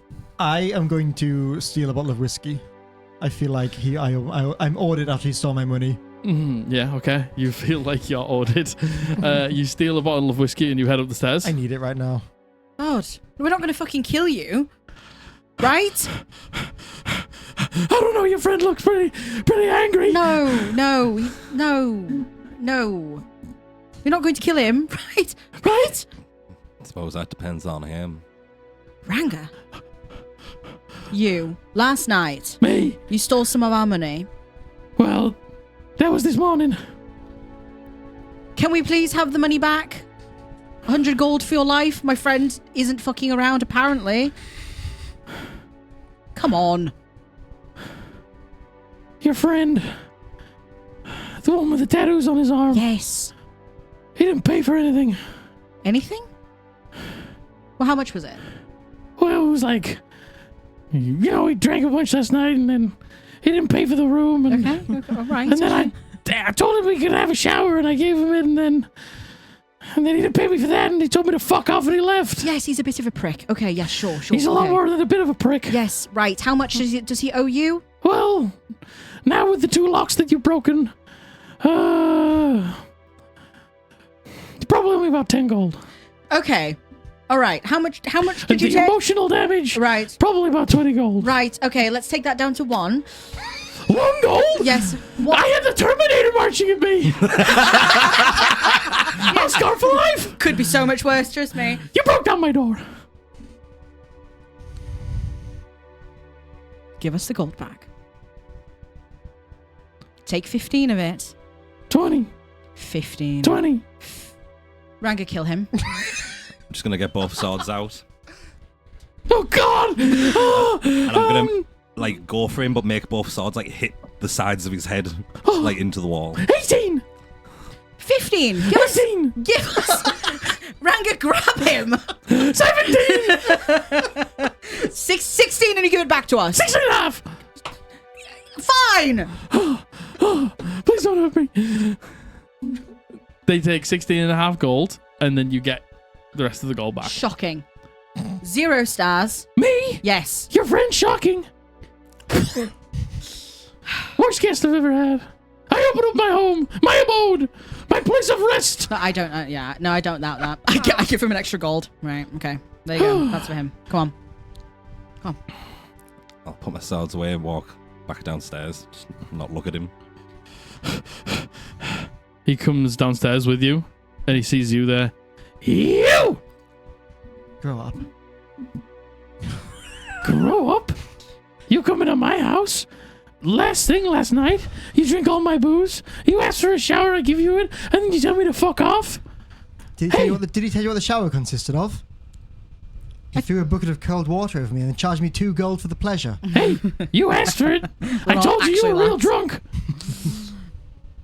Right. You're a liar. Right. I'm not a liar. You're the drunk one. You come into my house and you do that, and I'm the one with swords in my neck. You stole our gold. What do you One expect?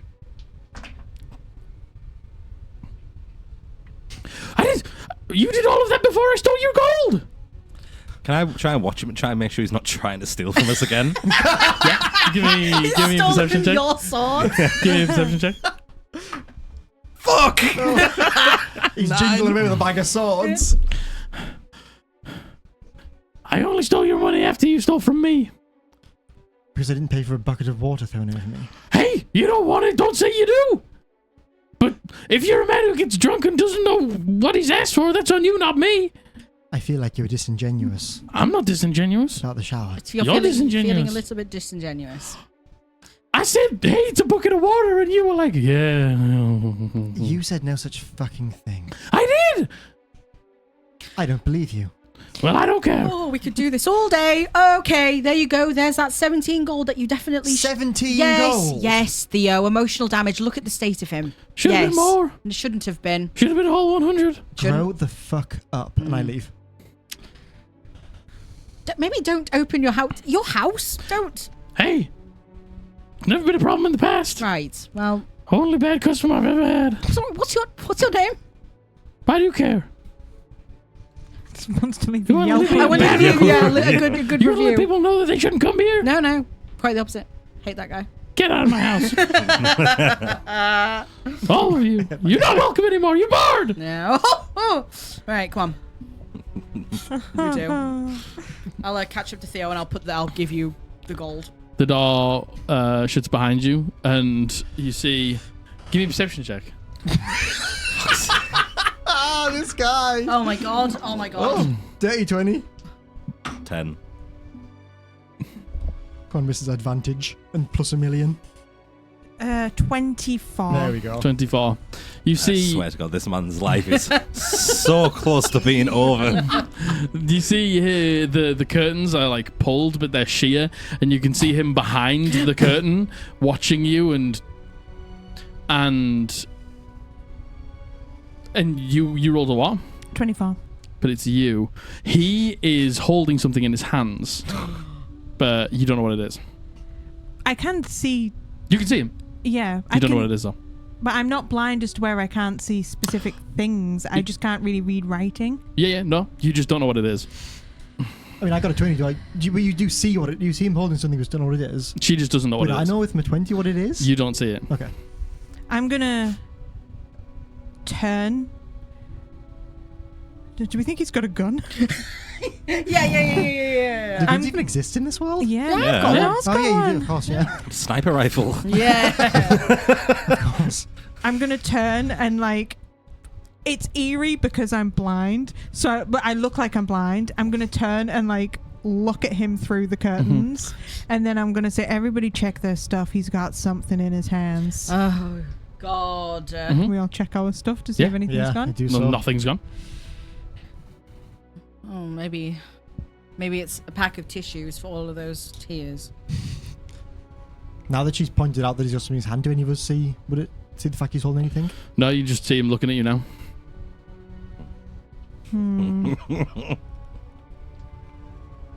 I mean, Silence doesn't actually care. Silence would probably leave. Abigail's intrigued. If we have everything, maybe he's, I don't know, called up his mother to cry about it or something. On his mobile On telephone. his iPhone His 15. handy. Yeah. All right. I feel like you've got bigger problems. Do any of us get shot? Is there any little lasers on? No. Depends. Do you stick around or do you leave? We leave. No. Yeah, Okay, you leave. Can't wait for this to bite us in the ass. That's not going to come back to us. Fine. Okay. You leave and you head to out. Are you leaving the area? Yeah. Yes. Okay, let's pull up the map. Woo. So we are currently Tribelt Mills, aren't we? here at Yes. this crossroad in the Tribal Mills, and we're going west over the bridge, Yep. and then we're going down to Hillbrook Castle. Yep. On the crossing the road. So it's going to take a little while here, guys. Okay. So this is our first bit of extended travel. We are in not a built up area, but there probably are places to stay across this stretch. But after this point, you're going to be sort of on your own for a large stretch before you get to Hillbrook Castle. Mm-hmm. So you guys tell me how this journey is going to go. I think Silence will walk with Ranga, try to walk with Ranga, and be really awkward for a really long time. And then,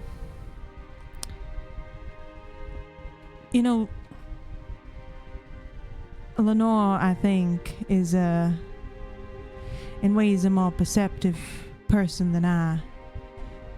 I could tell that something was wrong, but I wasn't quite sure what. You had to be the one that was going to be next. The most awkward one. The most perceptive one. So I imagine there's not really any way that I'm going to be able to hide this. You have a gun. You just run away. You sprint off into the distance. He's We'll the never see you goblin in again. disguise. He's actually killed Ranga and traveling with you. He had Ranga's head in his After hand. we're a little bit far away from town, this happens. You see Ranga's hand ball up into a fist, and he's gonna stop for a second, swing on his heel to turn behind him and swing for Theo. Oh. Okay. Oh my god. Okay. Okay, so you guys are walking. I'll say who wants to lead the way? Probably you two. So you two are at the front, Yeah. and then you two are like staggered towards the back, not Yeah. walking together. Yeah. But Theo is closer up, and you start to ask him these questions, and as they begin to be brought up, you see his hand turn into a fist. He's obviously like ruminating on something, and as he's ruminating on it, and he begins to obviously build up, he spins round, and he's going to try and punch Theo. I didn't think it was going to be pertinent, but I didn't know my importance today, so maybe, maybe they'll come in handy. I think I might need a low one here, guys. You get a natural 20. Okay, well, yeah. Okay, That might well, save my life. roll me an attack roll. I don't know if there's any way you can... 28. I'll 27. reduce that to a 6. What? Okay. The wizard doesn't want to get punched. Not ideally not. You guys have moved. You can see on the right-hand side, you're walking beside the mills. You're at like between the second and the third mills here, and the Everglade is beyond. And you're just on a dirt road that has been really well traveled, with not really anyone walking besides you in the middle of the day here. And suddenly, a conversation starts between Silence and Ranga in front of you, and you see him turn around and go to swing for you, and you like just move out the way as you feel the wind. I think I'm going to theme it as like a use of almost like a shield spell. Okay. So like I think I do want him to make contact with me, but kind of this blue ripple kind of pulls us out from the point of contact, and I kind of lurch back in like a flinch of surprise as you hit me, and I kind of take a couple of steps back. What the fuck? Ranga! Where did that come from? Oh, big surprise, is it? Oh, must be nice. Must feel a bit bad to be surprised, does it? All of you. It's not great to get punched. Yes. Oh, would have hurt less than what you've all done to me. I've been through hell for all of y'all. I can't believe you keep all that from me. And then I'm gonna like pull down my shirt and show the tattoo. I permanently did this to my body because I thought we were friends. I don't even care what you've made this Adam or whatever. I don't care who he is. I don't care what he could have done. But if you had asked for my help, you know for as fine fact I would have helped you out. I wouldn't have turned you down. The fact that you talking to ghosts, seeing dead people. When we went through that tree, we could have gone anywhere. And I didn't hesitate, not even once. But you couldn't even tell me about that. And you know what, fair enough that you're almost an angel, so I'll give you that one. But I've been through hell with y'all. We fought demons. We saved an entire civilization together. And not one of you could have even just had the decency to tell me anything. I've told you no lies. And you know what? I'm hurt, and I don't like it. And you know what? All of you should be ashamed of yourselves. I am. I'm sorry. We're all sorry. I think the reason we kept all these secrets, it seems, is out of shame. I had no intention of telling anyone. If it hadn't been for the fact of this angel, I probably could have taken that secret to my grave. I'm sorry that I didn't tell you. I didn't intend to either of you. Any of you. I intended to fix it myself. I have no excuse. I have none. I should have told you. We're supposed to be friends now, Theo. There isn't anything that you need to do by yourself anymore. I still You know, consider I'd us walk through the friends. gates of hell if you got caught there, and I'd come and get you back. We've been through a lot. And, you know, I'd do it all again. Even if we had to fight more demons and scary monsters. If it was for you guys, I'd do it. And nothing would stop me from helping y'all. I know, Ranga. I think all of us, barring you, we're inherently selfish beings. Ranga, I don't think we've ever been in a situation with someone as kind and as pure as you, and I don't think any of us knew how to handle it. I have no excuse. I should have told you. I should have. But I didn't, because I didn't think of you. I didn't consider what it would have done to you. And I'm sorry, and I am ashamed. And I don't know how much it will change anything now, but I think this is a great time for us.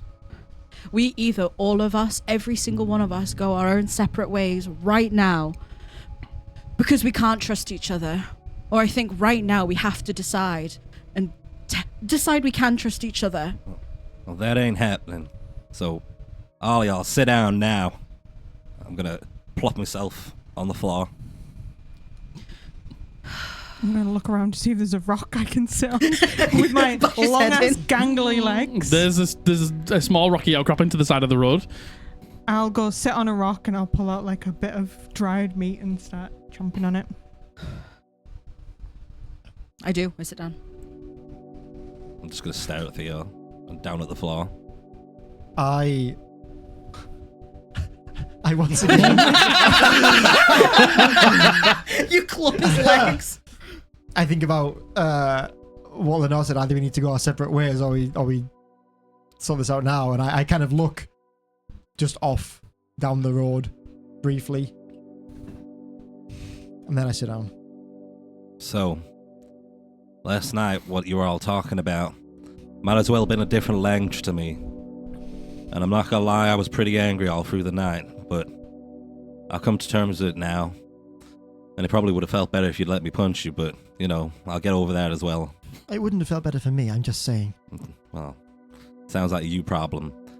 Yeah, semantics. Also, you might have killed me with one punch. 7. Negative. So, we have conflicting, crossing problems right now. And since I didn't know anything about what was happening, I couldn't put any of these things together. So I'd like you all now to please tell me what the hell is happening. Honestly. Mine is super short. It's not that it's not important, but I think these two.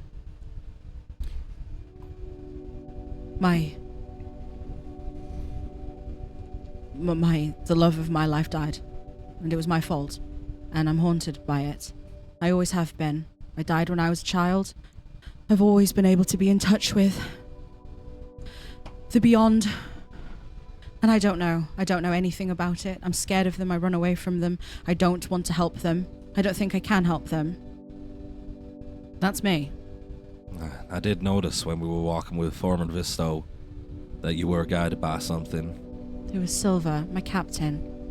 I don't even think I told you that he had died, Ranga, and I'm sorry. No, as far as I was concerned, he was in Caligo. I know. But... Well, in that case, I'm sorry for your loss. Thank you. I'm sorry I didn't tell you. I should have. That's me. These dead beings who want your help, do you know what they want? Up until what you all saw, genuinely, I have never been able to make sense of any of it, ever. If you feel able to speak on it, how did Silver die?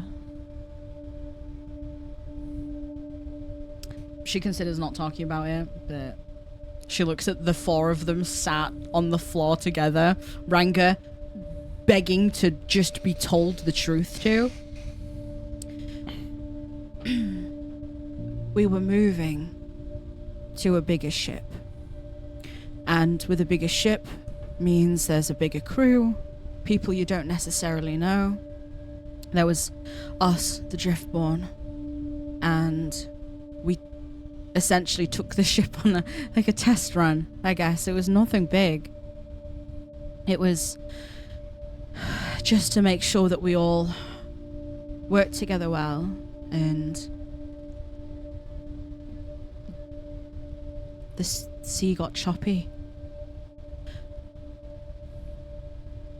And there's precautions for when the sea gets choppy. You attach yourself to the mast, and it was my job to make sure everyone was attached to the masts.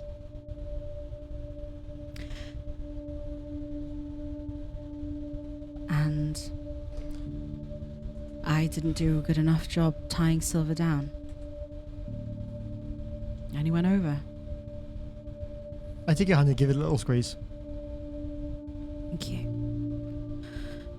So, that's how he died. It was entirely my fault. Entirely. Please, I don't want to hear any. No, I've heard it all of it, from every single one of them. I would hear it from him if he could tell me. Well, thank you for telling me. Telling us. You deserve to know. Anything you want to know, I'll tell you. And what about this thing between you two? That seems to be connected somehow, but I didn't hear a lot of it because I went upstairs. know entirely. A lot of my story you already know. I was born in Osrandith to Raphael and Dana Sarathiel. Raphael is the daughter of Lila Sarathiel. She was a celestial in the employ of the Ashen Heart. She was high up in the Ashen Heart. She was a god, but a high up god. She died at the fall of Israndith. And I already lived in Bastion at the time with my dad. My dad had took us out there with a few other people because he didn't agree with the way that the Ashen Heart was going. He felt that it was too lax on the people of the world.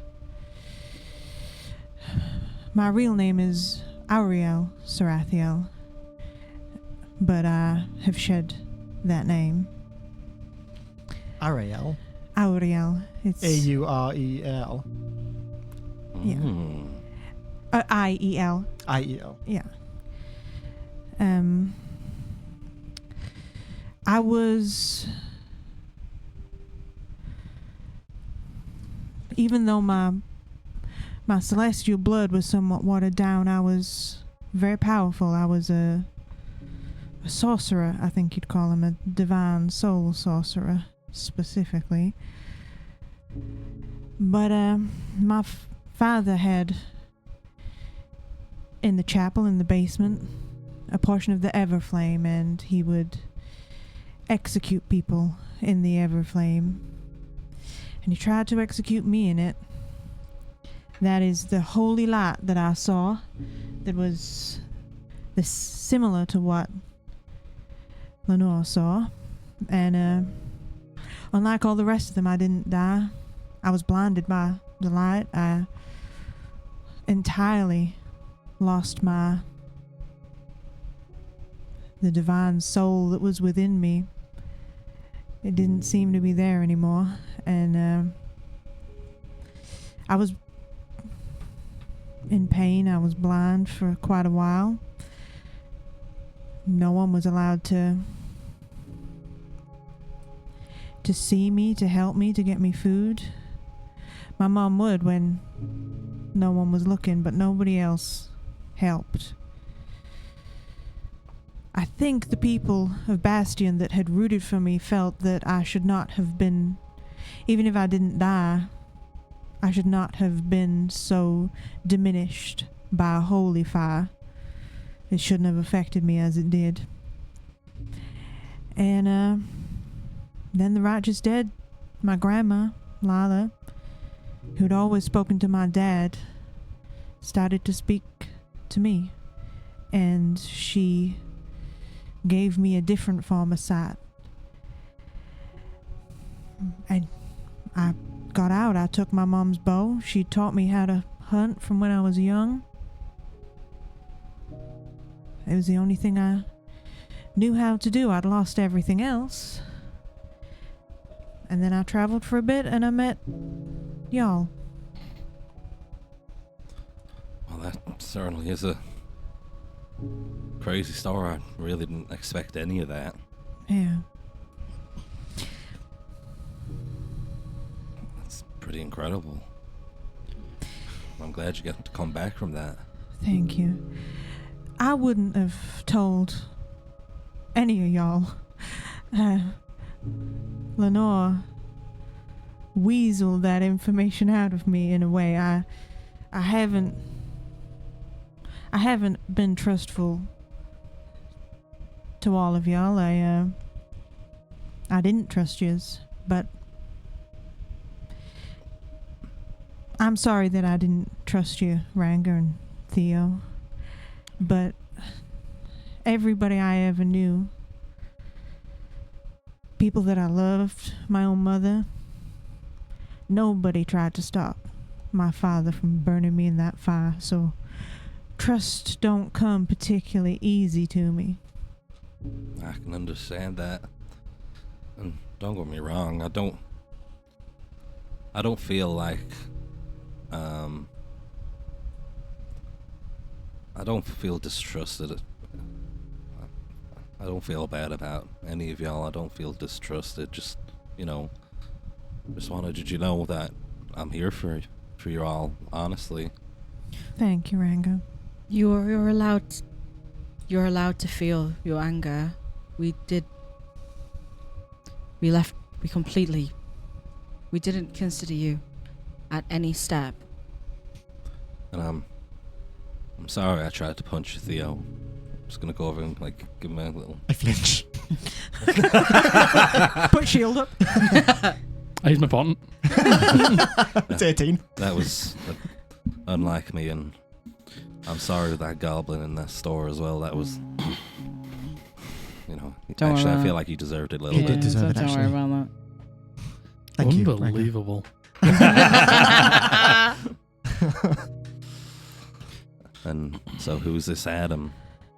Before we start, can I go pee? Because I'm desperate. You If I'm go. doing Go monologuing- piss, girl. You go and piss, girl. You go and piss, girl. Oh But you didn't expect that. no, poor Ranga. Oh. All you law lovers, Oh. you're welcome. Oh, Yeah. poor Ranga. Getting it all splayed out for them, laid bare. All the secrets. Yep. Secrets. Yep. Secrets. Gosh, how is it still so warm? I don't know, but it is absolutely boiling. And the thing is, if the sun's still up. How Yeah, I how mean, is this it's possible? only 10 to 8. I mean, Ah, it should be probably going down soon, to be fair. yeah. The second the sun goes down, this blind's going up, and the, The window's sun goes wide. down, the yeah. blind goes We Oh my god. After get a copyright strike because it was so accurate. after that little tiff, and I went downstairs. There was a really sad song on. It was a that really slow sad one. Maybe. Anyway, and then I just stood down there. I was like, whoa. Oh, did you get a little teary-eyed? Oh, dear me. Oh no. Well, while do you want to quickly check the audio and make sure the fans aren't coming through when the mics are The opening? fans aren't coming through. Cool. Good, Even when the good. mics are opening. Yeah. Good. He's fine. He's fine. Because hey, there's about 1,000 fans on in here, Yeah. and it's still not not enough. It's still not enough. getting progressively toastier. Yes, it is. It is. I was saying the second the sun goes down, that blind is being. Oh, So Who's Adam? he turns to you and asks, please go for it. Yes. Okay. Yes, I feel so much better now. Oh my god. It's just melted. You're gonna have, Oh my god. Oh my gosh! you're gonna have to just kind of tear. Look at how melted that is. No. The Sure. squares are no longer relevant. Ignore the squares. Just do what you need to do. just lick it out the packet. Yeah. Yeah. There you go. Nice. But he turns to you and he says, Okay, what yes. about Adam? Before I speak on this subject, I don't. The last thing I want right now is the same as last night. If I'm going to talk about this, I need everyone to go into this with an open mind. I'm not here to talk to you about ethics or what's right, what's wrong. I want to know about Adam, just in case if we come across them, what might happen, what could happen, what won't happen. If he's, maybe a danger to us, that's all I want to know. I just want to be informed, that's all. I don't care why, don't care, well, maybe a bit how, but, I'm not here to berate you. Well, contrary to popular belief, I can keep my mouth shut. So. I don't want you to keep your mouth shut. I want you to keep an open mind. I want you to try and think about it from a positive point of view. Just try. Adam is the culmination of months and months of work, of studies into biology, chemistry, physics, anatomy.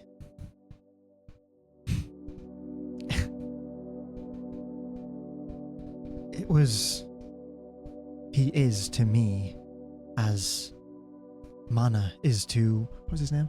Medeus. Yes, Medeus. As Mana is to Medeus. He's my legacy. He's what I hoped to be remembered by. He's how I hope to change the world, to improve the world. He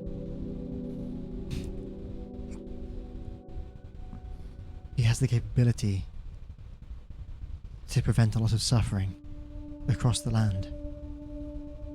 There's a lot of accidents that happen every single day that could be avoided if people were just a little sturdier, a little hardier. And it may be hard for you to appreciate, but I went into this with completely good intentions. I didn't harm anyone in the process. I don't think anyone doubted your intentions, Theo. There's this image a lot of people have, I think, when people try things like what I tried, of grave digging in the night, cutting up and sewing up bodies, killing people for their organs. I did none of that. No, none of us thought that. No. No, not at all. No, who thought that? Who thought that?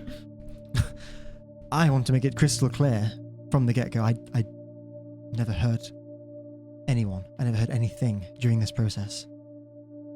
I never harmed a fly.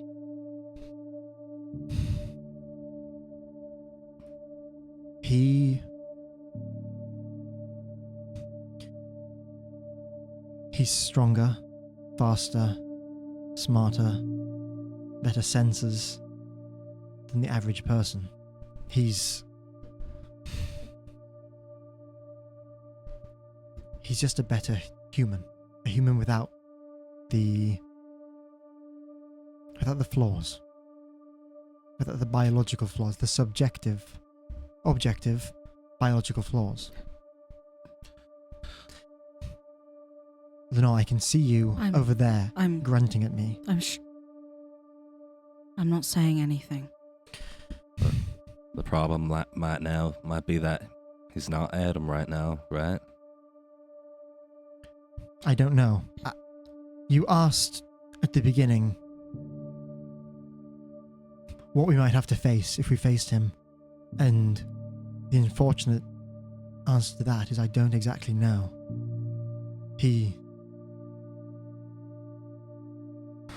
That's a scary thought. He woke up for the first time a couple of weeks ago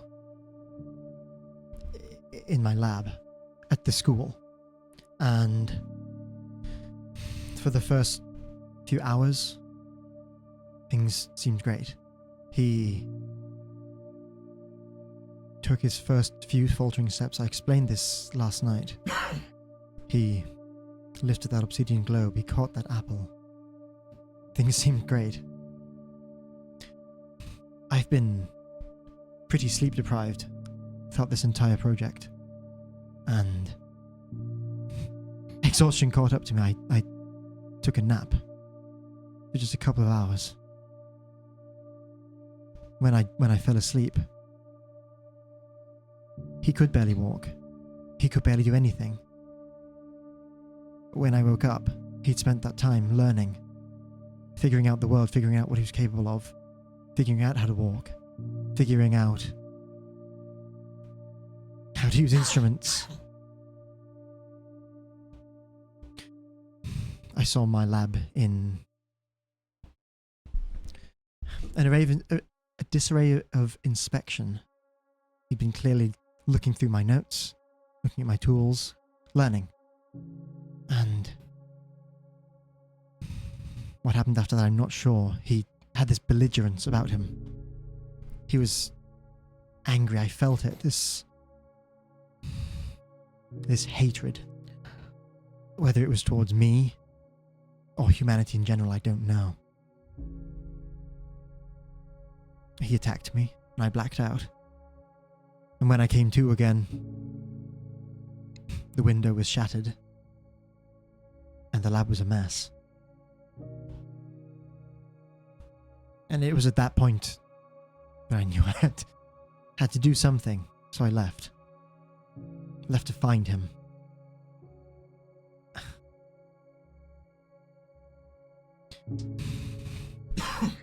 And my original intention was to stop him.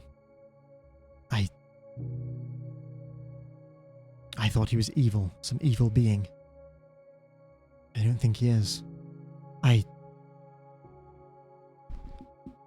don't think I mentioned this to you, Ranga. Another one of the secrets, I'm sorry. The barn in Parthenay. The writing in the barn. Eyebrow. I dreamt the night previous, the same night Lenore saw the flash, and I saw through his eyes. I saw him crawl out the riverbank. I saw him talk to the farmer, and I saw him go into the barn. I pull out my notebook, and I open it to the page which has the celestial glyphs on. This is what we saw in the barracks. But there was more. I flip over the page to the runes of mine. This was also there. I knew when I saw that I recognized it from somewhere. Yes. My flesh. There's only one person in the whole world, two, who know those runes. I and Adam. What does it say? Good question. Quick! I check my notes. Oh god. I say, none of you have heard this either, have you? No, that's true. No. God, where is it? After that. Here, behind. There we go. It says, what am I? Who am I? What is within me? It's clawing at the edges. Burning. And that's when the language switches to celestial. There's something else in there with Adam. Evidently this Uriel. Yeah. And while I'm on, I had another dream as well, the following night. Again, through Adam's eyes. I saw him leaving Parthenay. I saw him leaving the barn. He was scared. He found an abandoned shop in town, and he bunked down there for the night. He saw the festival, Vistel's festival. He saw us watching it. He saw Silence and I specifically. He came over. He was curious. I think seeking comfort in someone he knew. But he got scared before he managed to reach us. And he left. I felt the fear. I didn't think he was... At least he certainly wasn't capable of fear when I last saw him. And I don't think that this hatred, this belligerence was him at all. I think it was Uriel. I think Uriel was... I don't think it was necessarily a hatred so much as a confusion, a lashing out. Mm-hmm. So, And I think Adam is in there somewhere, and I no longer think he's a bad person. What if it is Adam? What if it is? Would you blame him for hating his creator that brought him into this world with no purpose other than to be controlled and to what? Make more of him? Could you blame anyone for that? Why do you assume I control him? He's his own person. I never intended to control him. Nothing like that. He had his own life. That was always the intention. So, Theo, if we do see Adam, what do you want to do? Do you want to help him? Stop him? What? The more I think about it, the more I'm leaning towards helping him. Again, I don't. This Adam that I saw at first, it was a gentle, curious creature. He had this urge to explore, this belligerence. I assumed something had snapped, something had changed within him, something was not the same. And yet, now I'm not so sure. No, I think it was this Uriel. I don't want to kill Adam. Yeah, you two. Roll me history checks. I have an idea already in my head of something that I don't know if that might be what you're about Alright, to go say. for it. I've got a minus, so mine's an 11. It's 14. I could Barunzir it since it's a travelling day. Yeah. Yeah. Yeah, why not? Well, hold up. Oh, okay. What are you about to say? Oh. I was about to...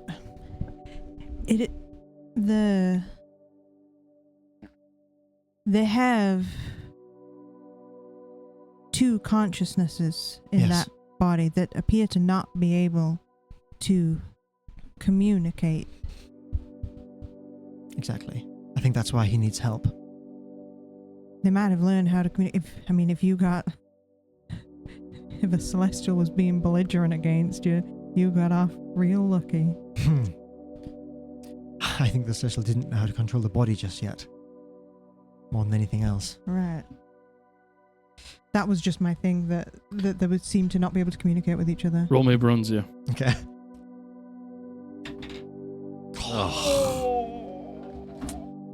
I mean, a 15 is still You could not use your bad. heroic inspiration if you wanted I to. could. Yeah. We're probably not going to get any fights Yeah, today, right? Oh, No, that's That's kind of cocked. That's Let me see it. almost- That's almost also a it's a little bit 9, cocked. so It is that a 9, makes so it it would- 23. no. Does it not? No, I don't have a plus 13. Oh, I thought it was another thing that gets added on. No, I wish. No, that would make it a 17 though, which is still a bit better. What did you roll on Brunzia? A 1. So would it make an 18? No, it would be 17 with the 1. 17. It's 9 plus 7 plus 1. Okay. 17, yeah. There's... That's twice Barunzia's. What about my 11 though? Yeah. So, no, that's in, don't worry, that's still in my, that's still fresh in my head, you see. There's something about the timelines of you both Mm-hmm. that are landing on a similar. Oh my god. Mm-hmm. When did this happen? Wait, it's you that worked out, not me. Sorry. Take that back. Ask me.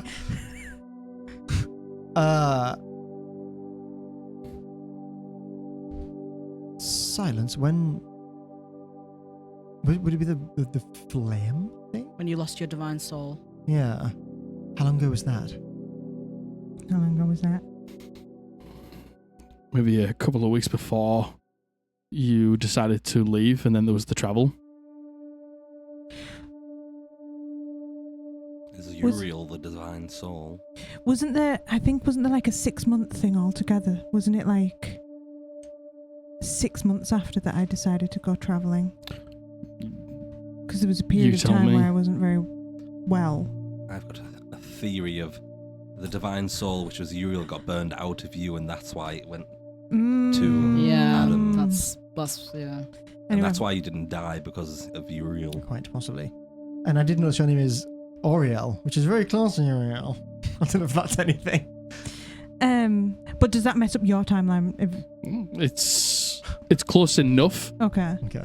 for the two of you. I will have said the exact timeline that's correct to you.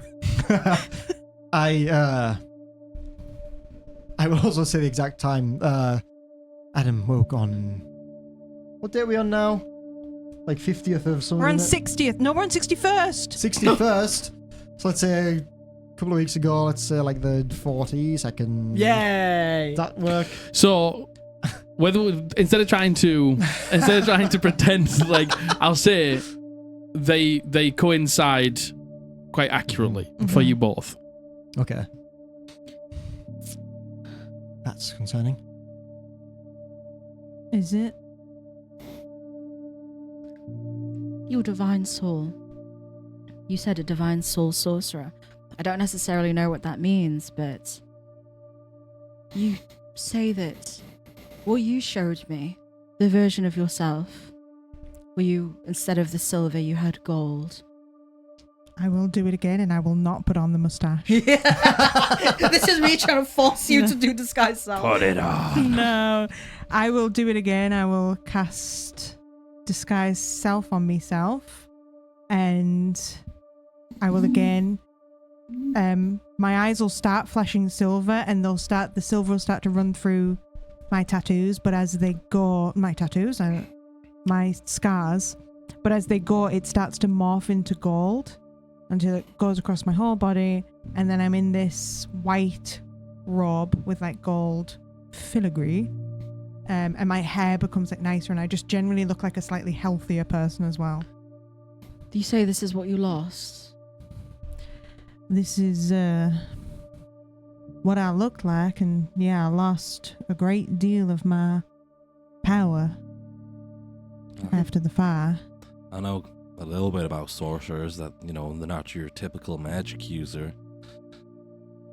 Do you know where you got your sorcery powers from? I always presumed it was gifted to me by Kavandia, but I had powers as long as I can remember. I wasn't always perhaps as strong as I was at the point that I went into the Everflame, but you know, I had gifts from being a very small child. And this was why your father, you mentioned, he maybe not necessarily feared you, but he was... He didn't like how powerful I was. He was not quite gifted in the same way that I was. I was stronger than him.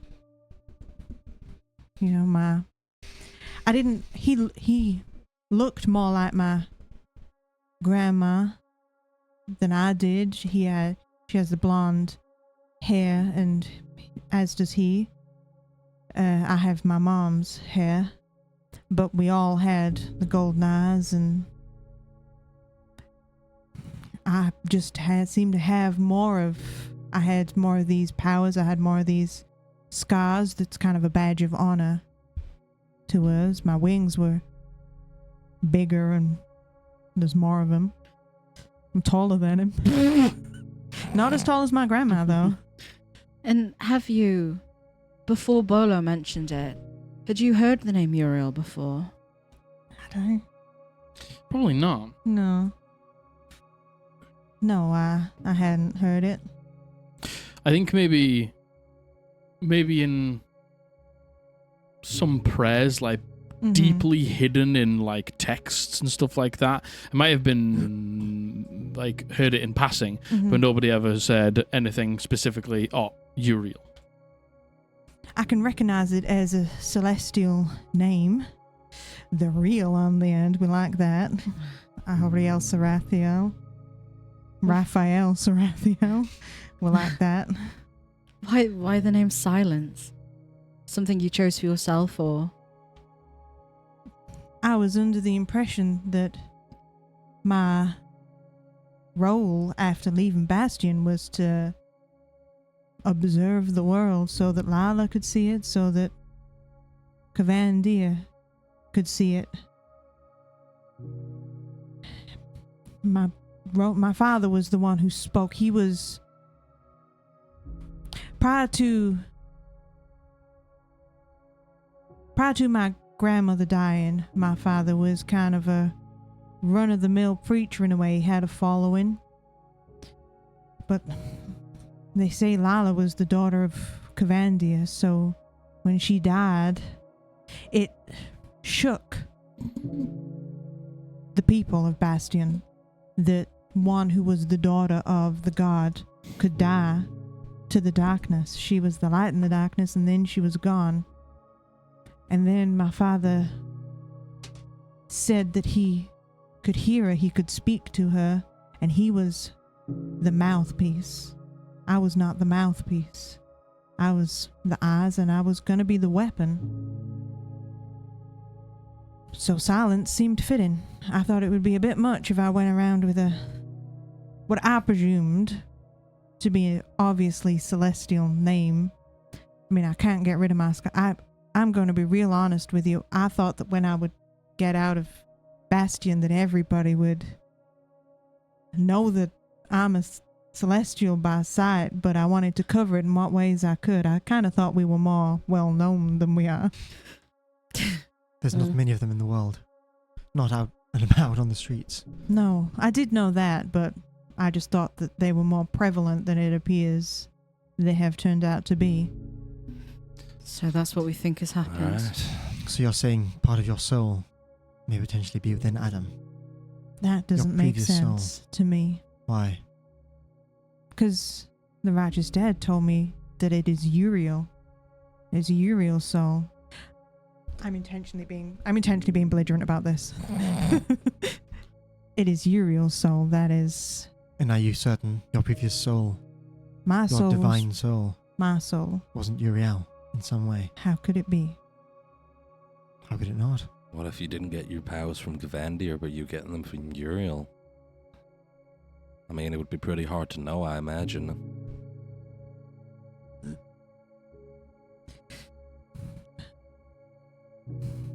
What we are saying here is that I was a vessel of an archangel, and now that archangel is within a different vessel. And That's is what we're thinking. I mean, hey, after the things we've learned and things we've seen recently, it's not that far-fetched. How does that make you feel?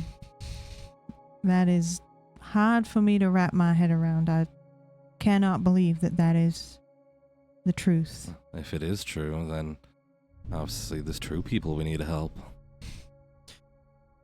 You're a land, Adam. But if Uriel wrote that, I have no lost time other than when I was injured after the fire. Uriel was not... I'm not a vessel for an archangel. My life has always been mind-controlled as it was. I remember all of it. There was no... You all begin to theorize in this moment, and you all are saying these things, and there's moments where you almost feel the righteous dead wanting to speak up. And you say, I'm not a vessel for Uriel. And you hear her say in your head, you're right, but you've seen it. Switch to Celestial. Oh no, first of all, I go, the righteous dead is speaking to me. I'm going to speak in Celestial. I am mighty sorry that I'm not speaking in Common. I have seen what? The vessel. Adam? No. What he left behind.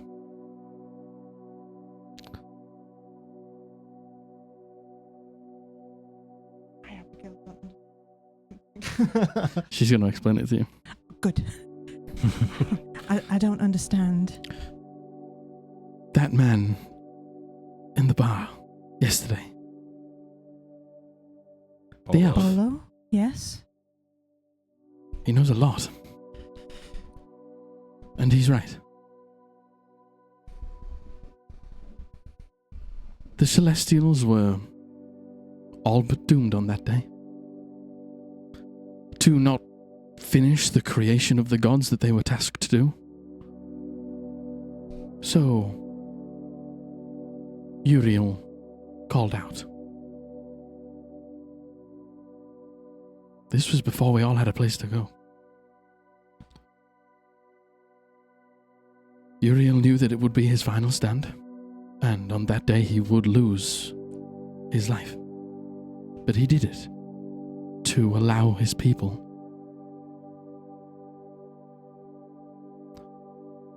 passage to where they were supposed to go, and to finish what they were supposed to do. He became a blazing, roaring embodiment of holy fire, and took to the battlefield and slayed all those devils and gave his people enough time. But like I said, it came at a cost. Because when the fight was done and everything was finished, all that would be left was his soul. His burning soul. That was the fire? That was the fire. What happened? When? I was put in the fire. I don't remember anything other than light and pain. And then I lost everything. I know. I was watching from the other side. Part of him is there and part of him is here. He is a bridge between the two. Celestials, it is their gateway. And others, we accept. And we were ready to accept you on that day. Part of you came through. The part that you lost. And I was waiting for you on the other side. I would visit Uriel regularly. But something went wrong. In your transition, something interfered. Something pushed him out and took his place. And I fear he ended up in your friend's creation. Right.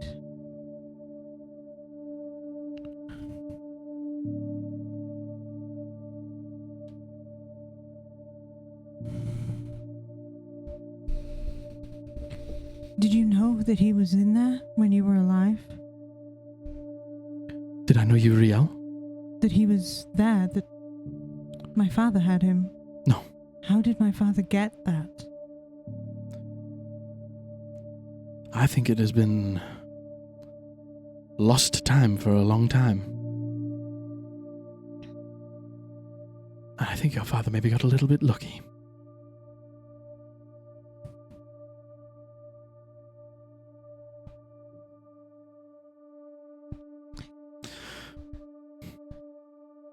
There's some other things I want to talk to you about concerning your father, but all of your friends are looking at you and it's not pertinent, but we can talk about it later. All right.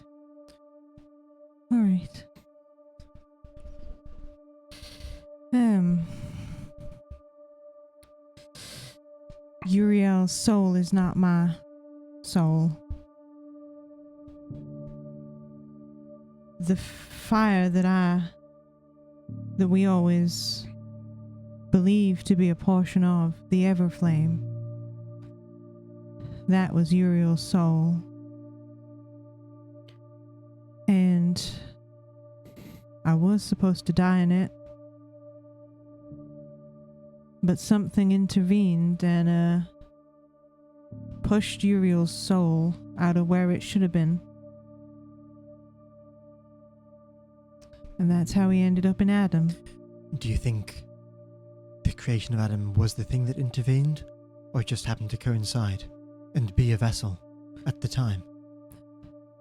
The righteous dead seems to be of the opinion that something has replaced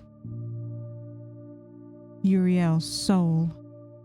I don't think that is the creation of Adam. I mean, I can't be certain, but unless Adam's soul is now burning in the church.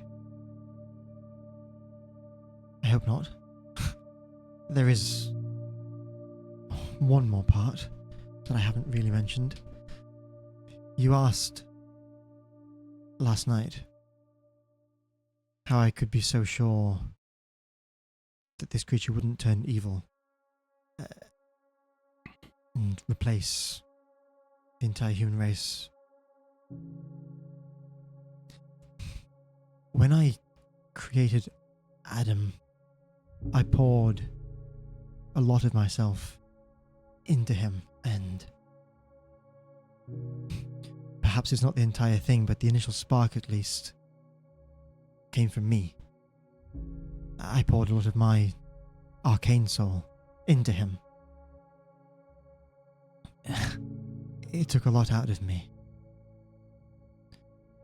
I suppose the two of you wouldn't necessarily know, but when I last knew Lenore, I could do a lot more than I can now.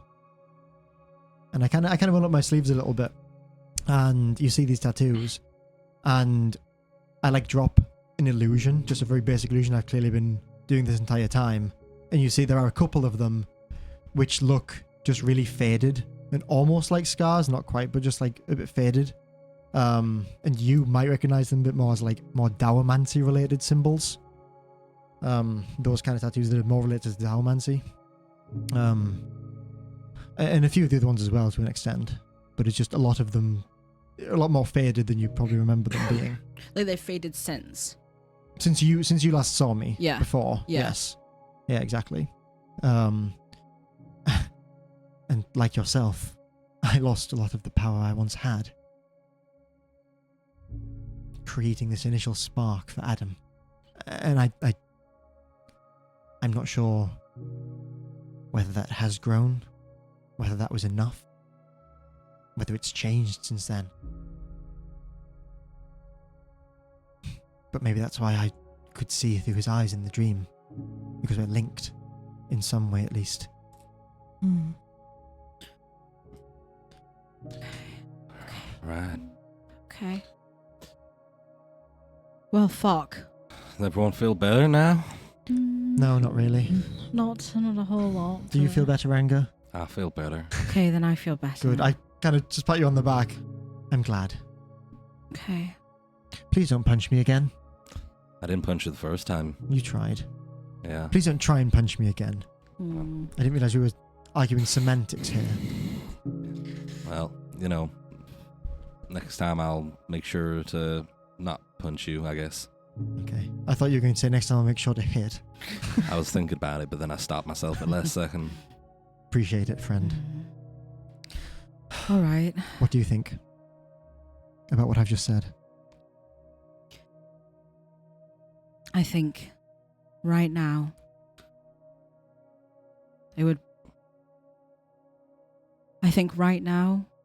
we've just hashed out a big part of it, and we can maybe ride on the coattails of this peace. And I fear if I say anything more,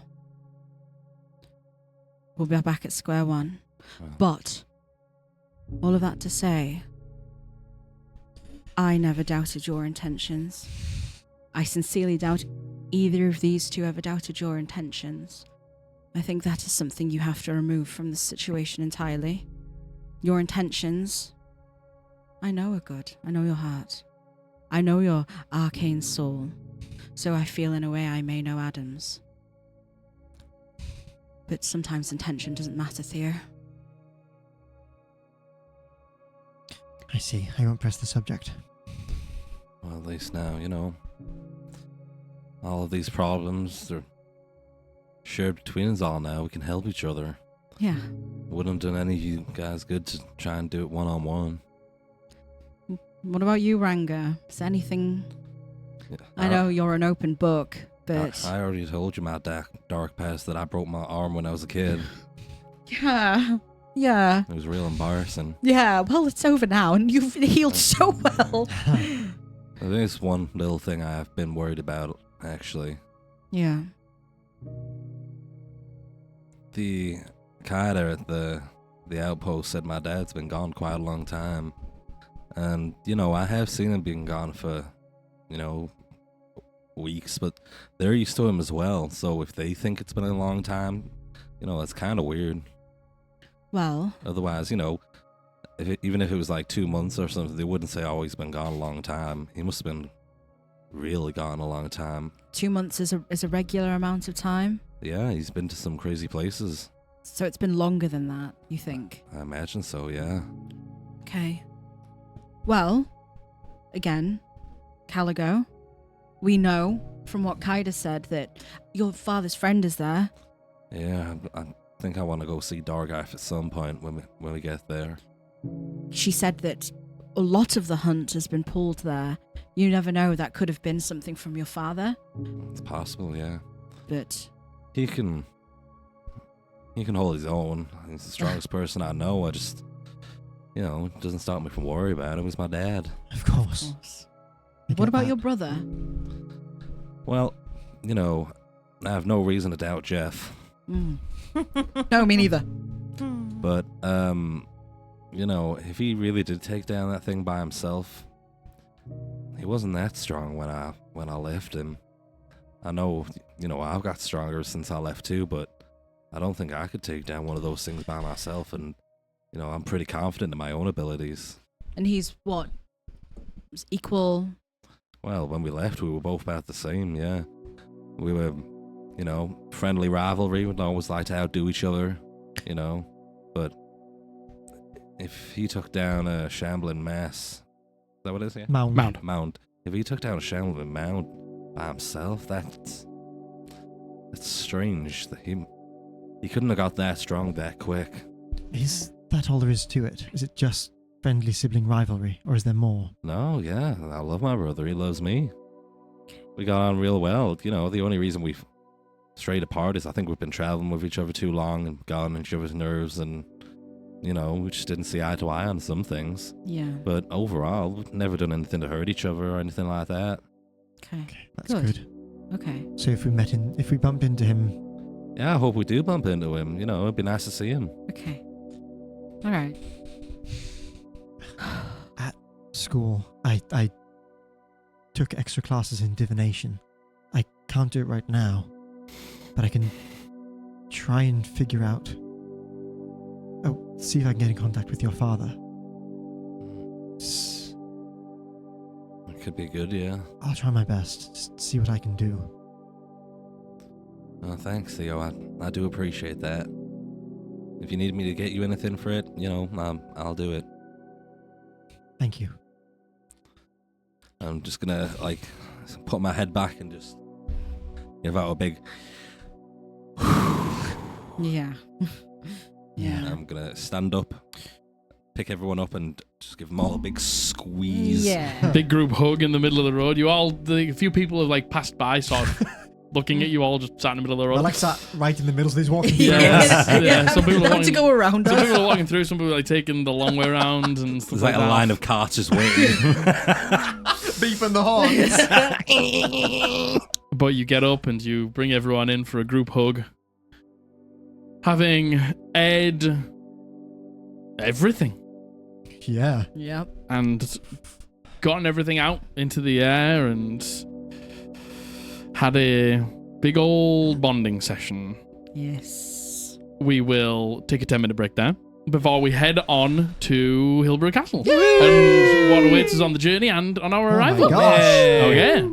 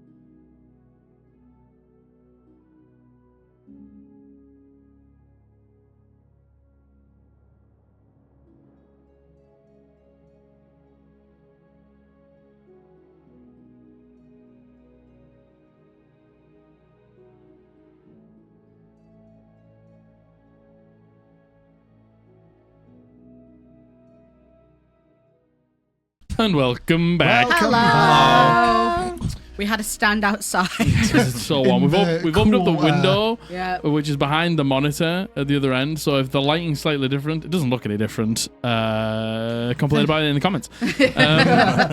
But so we have this conversation. We have a few revelations. We find a few things that are lining up that make sense, and we are open and honest with each other. For the first time in the whole campaign. Yeah. For the first time in the whole campaign. And all it took was Ranga punching me in the face. Yay! Almost. Almost. But you begin to continue on your journey for the rest of the day, and you find a place to camp. And you can see here, as you're passing by the mills and you leave that sort of section that surrounds the Everglade, you see from the side, the Everglade steeps up towards where it turns into the Neverwood, and you are beginning to see the sort of edge of the land that goes all the way around this section that is locked by the water. And this section that you are in now is heading downwards a little bit towards the river that separates the land here. You'll probably have to camp up for the night before heading any further. Yeah. Are we like by the course when we camp up? Not yet. Not Okay. yet. So I'll pull up the map for you. Yeah, whereabouts are we? So, this takes you a handful of hours, and you sort of have to make camp around this section here for that full day's travel, as you begin to see that, like, the water lapping up against the rock. This is a sheer drop off the further out it goes, and as it comes closer towards you, it begins to level out and get lower and lower and lower and lower, as if it's coming down towards water level. But you can see a river off in the distance, but would probably take a hour or so to get to. Okay. You think between the two of you can find somewhere for us? Yeah, it shouldn't be too hard. I know we're near a river soon. I think if we pass tomorrow, maybe take a little time. I think maybe catch some nice fish. Yeah, that'd be good. Get something nice to eat for us. Okay. Sure. And we'll find a nice little camp spot. You do, absolutely. Between the two of you, find a decent camp spot and settle down for the night here. Is there any conversations that wish to be had? I would like to go hunt us something local and make us some food. Cool, yeah. Absolutely no worries. You're near forest and grassland here, so there are a number of rabbits and pheasants and things like that you'd be able to... For a change, I'll catch us a pheasant. You instead. go for a pheasant, yeah, no problem, Yeah. absolutely no problem. You pluck it and prepare it and cook it. Are you doing stew format once again? No, this time I think I'll do like a roast Oh. pheasant, Okay. like on a spit. And, Yeah. And if Get the herbs out. We bought you Yeah. a full pots and pans kit, didn't we? yeah. Forgot about So I'll that. fry up some veggies. I'll say I've got Yay. a few bits of veggies that You'll I've be able picked to up, pull a bit out of the land as well. and I'll do as like some fried veggies with some roasted pheasant. You're good at this. Exceedingly good at this, actually. I always liked chefing duty when it came around my way. Noted. All right. So after, we find this whole angel in a vessel thing, maybe we can find your chef job. Maybe. For someone who only really had salted rabbits for a long time when we met her, this is delicious.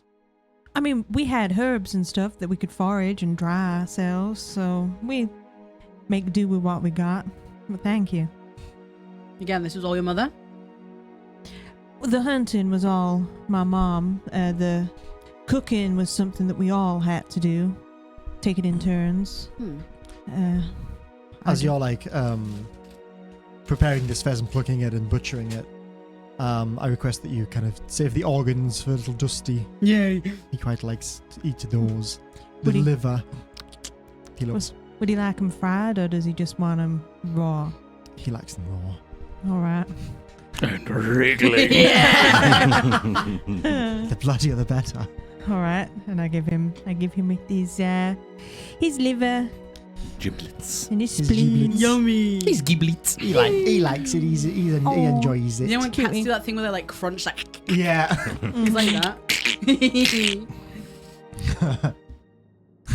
that. After we've kind of eaten and we're starting to settle down for the night and it's kind of getting a bit dark and late, I look over at you, Lenore, and I just kind of like, and then I get up and I start walking. You think there's a prayer for me and him that you could say to Kavandir? Vandir shower you in his golden light. Oh, Ranga's Again? got it. oh. Thanks. Right. Okay. Well, if you hear screaming, come. It's you being pissed on by God himself. Goodness gracious me. And then she'll get up and she'll follow Theo. I'll just kind of like go for a walk, essentially. Just take a walk through the kind of grassland, I guess. It was really, really beautiful grasslands. Like what was south of you as you were walking, like towards your left and behind you, you just saw these beautiful rolling fields of farmland, and you can see that this area isn't farmland. This is just sort of a walkway, but you can still see that clearly there is somebody who comes out and tends to it. There are like bits of arranged flowers, and the trees that are here have been like trimmed and stuff like that. It is just beautiful. I think this walk looks very different to the one that they took yesterday. No, Yeah. 2 days before. 2 days Yes, before. The last time that they walked together, 2 they were days kind ago. of like linked arm in arm, and I think this time it's a lot more terse. strained. Yeah, I think so. But Lenore will notice that this place is beautiful and it has been tended to, and she will comment. It is beautiful. Who do you think tends to these lands? It's quite far away from a lot of civilization. I don't know. Maybe it's the forest spirits. Perhaps we'll see one. Yeah. Listen, I didn't want to let it linger. I know that we have a habit of not talking about things and letting it linger. And then it becomes this huge elephant in the room. And when it finally does come out, well, we've seen what happens multiple times now. Yeah. And I just want to try and nip that in the bud a little bit and just...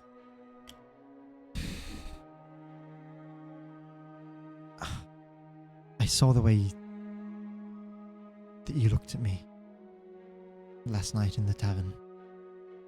Like I was a monster. I'm not. I'm still me. I know. I know you said you never doubted my intentions, but obviously you don't agree with my methods. And that's fine. I'm really, really not here to start an argument. I'm really not.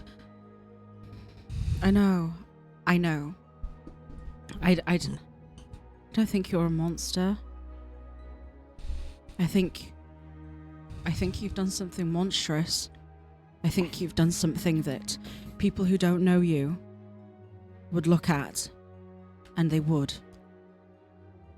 I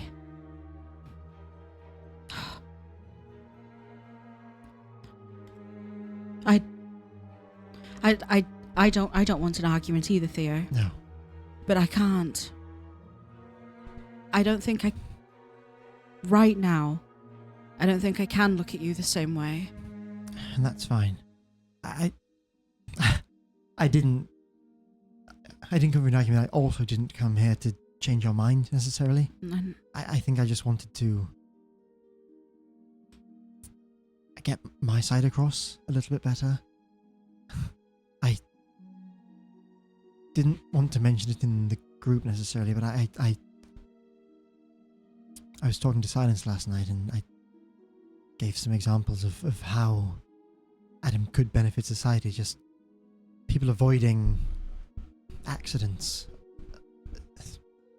in ways that a human who's just slightly better senses, slightly better strength, slightly faster could avoid.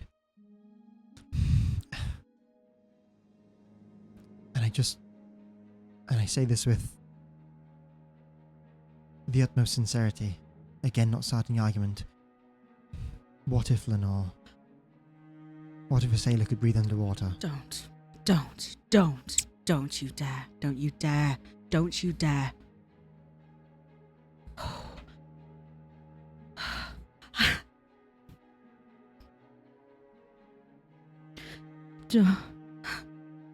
I can't believe you would say that to me. The thing is, this can't undo the past. It never can, and it won't. And I'm not saying that.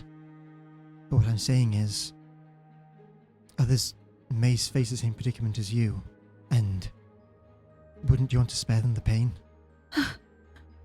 If you could? Yes, of course I would. Of course I would. But there's some things, Theo. I wish more than anything, the love of my life, the man who I was going to marry, the man who saw me for everything, and never once looked at me different, ever.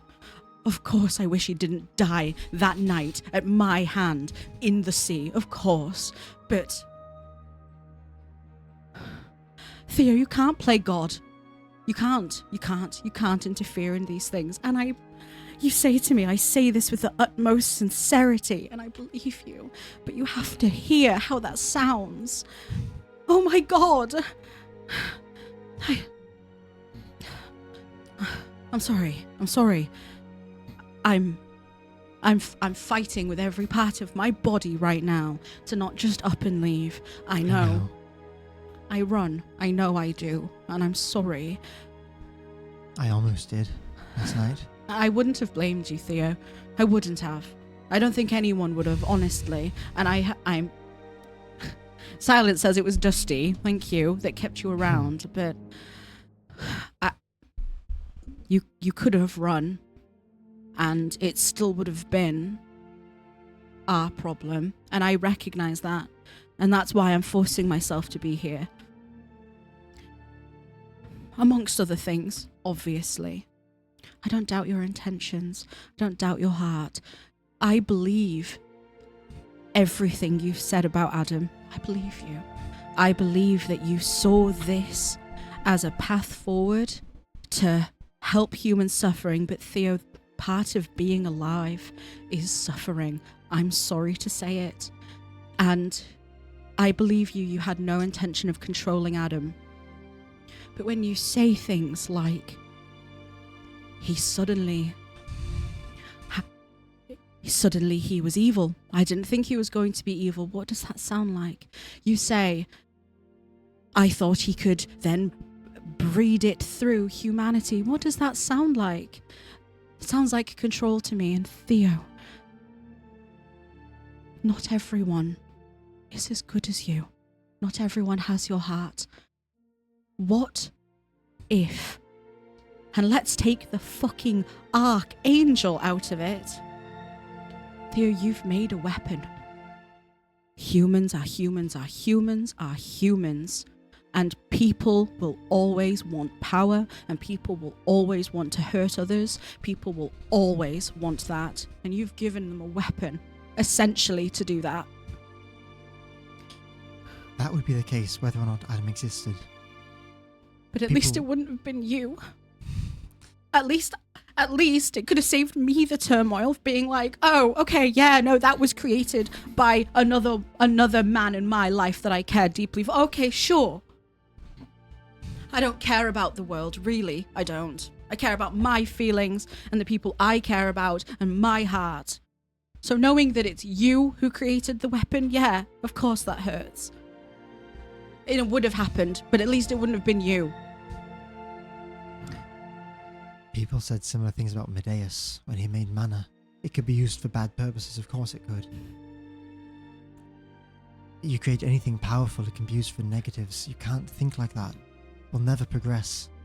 You can't be so naive to assume a person, a human you created, would not see the sum of its parts and see its creator and not lash out with hatred. There's two ends of this spectrum, darling. How is it different than a person giving birth to a child who excels in sport, who's extremely strong? Because a child should, and I'm not saying they are, a child should be born from love. A child should be born from a family who wants to love something and take care of it. I'm not saying that you don't have those feelings for Adam. I fully believe you do, Theo. You can't spend as many months, as many sleepless nights, as many all-nighters in the lab as I do and not begin to care for something. I believe you. I do care for him. I know. And I do too, and that's why I don't agree with this. But it doesn't matter. It doesn't matter. You said you didn't come here to change my mind. No. I'd be lying if I said I hoped I didn't change yours. But if that's the path we're going to go down, that's fine. But don't you ever bring up Silver in that way ever again to me. I mean that.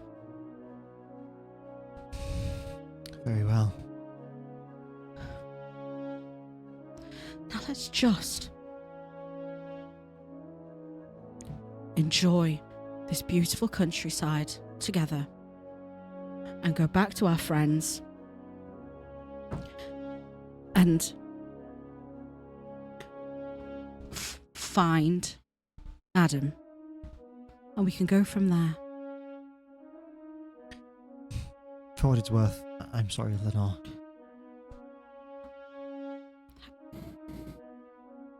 Thank you. Me too. Anyway,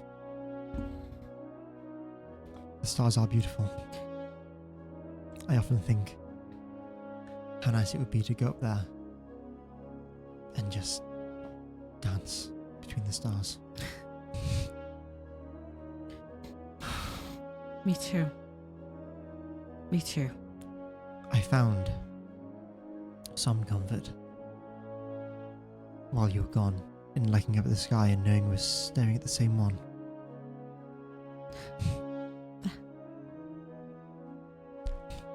Is it just men that like to say that? 'Cause I've heard that before.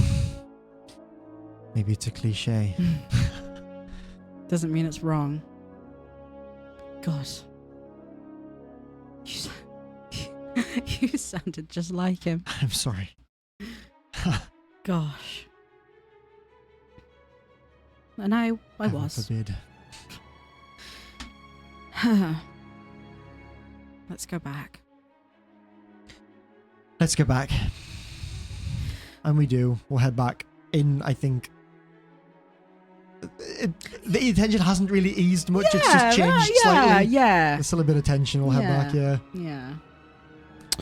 Okay. You head back and you make camp and eat a delicious roasted pheasant with fried vegetables. And wake the next morning to a very, very nice Solace Eve day with a blue sky, but clouded over, a little bit of a breeze, not super warm. It's quite nice. Something I wish we had today. Yeah. Could Silence have took the first watch and Yeah. had a quick chat with the righteous Absolutely. dad? Absolutely. Granny. With Grandma. She's going to be taking the first watch and she's going to be sitting there just quietly for a bit. And then she's just going to say, "Are you really the daughter of Kavandir?" No. Oh. Okay then. Ooh. You said to me that you never liked my father.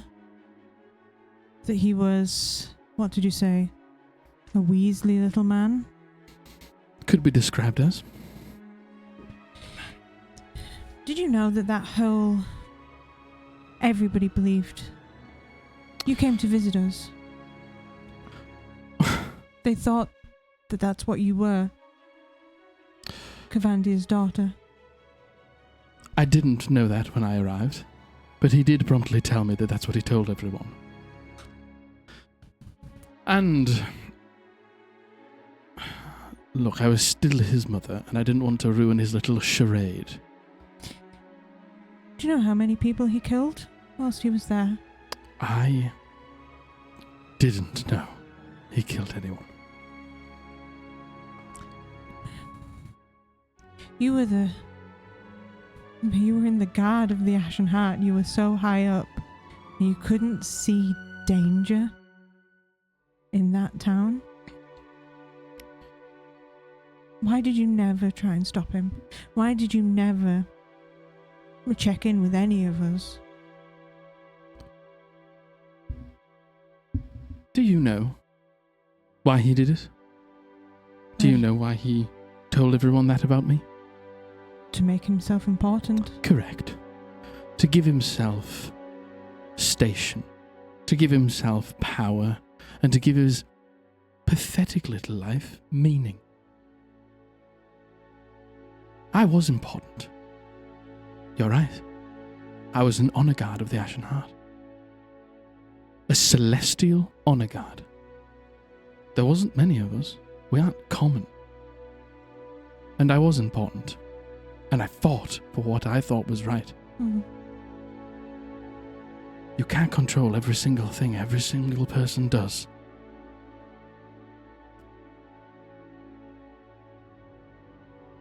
A rotten little sprout he was. Why do you think I didn't come? Why do you think I didn't stay with my own son? I know now. But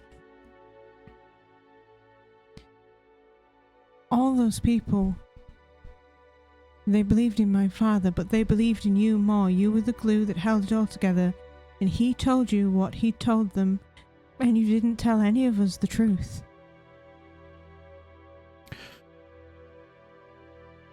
I should have. You're right. And you see, you hear a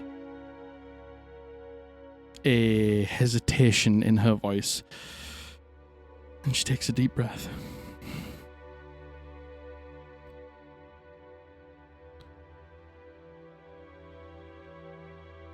The one thing that I am glad of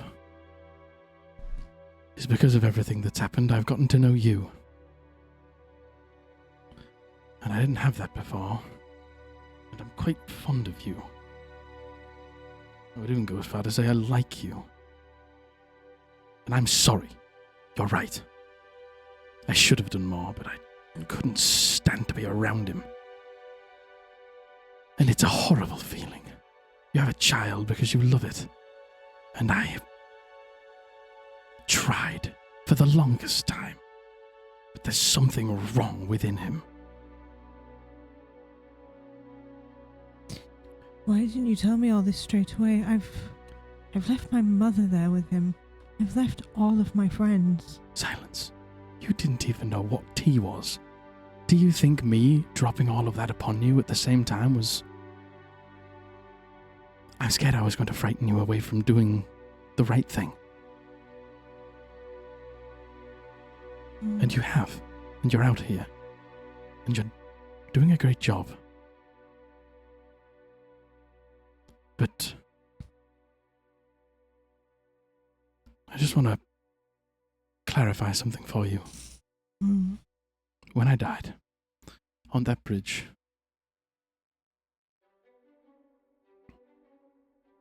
I had no connection back here. I haven't had a connection back here since I tried to intervene with what happened to Uriel. I seem to have attached myself to you.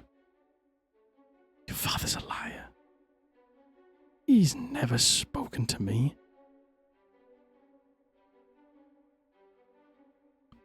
It is only you. And you can't see what's happening there? On the other side? The bastion. No. But you're right. But he... And you hear her tone just get a little more serious. He is dangerous. But what is more dangerous is letting him know that you know anything. Right now. A man like him is enjoying his position. And I only want to rock the boat when we are ready to rock the boat. I don't want to rock the boat prematurely. But he is dangerous. And look, your mother was a delight. Far too good for him. She was lovely. I wish I had spent a lot more time with her, but that meant spending time with him. So I didn't. But I don't want to see any more people suffer. You're right. People did die. At his hand. To Uriel. But it wasn't a bitter end. They are with us on the other side. Some could say probably taken too soon and against their will and all of that, and I agree that's terrible. But it is beautiful where we are from. And they are there. They've got their wings, just like you have yours.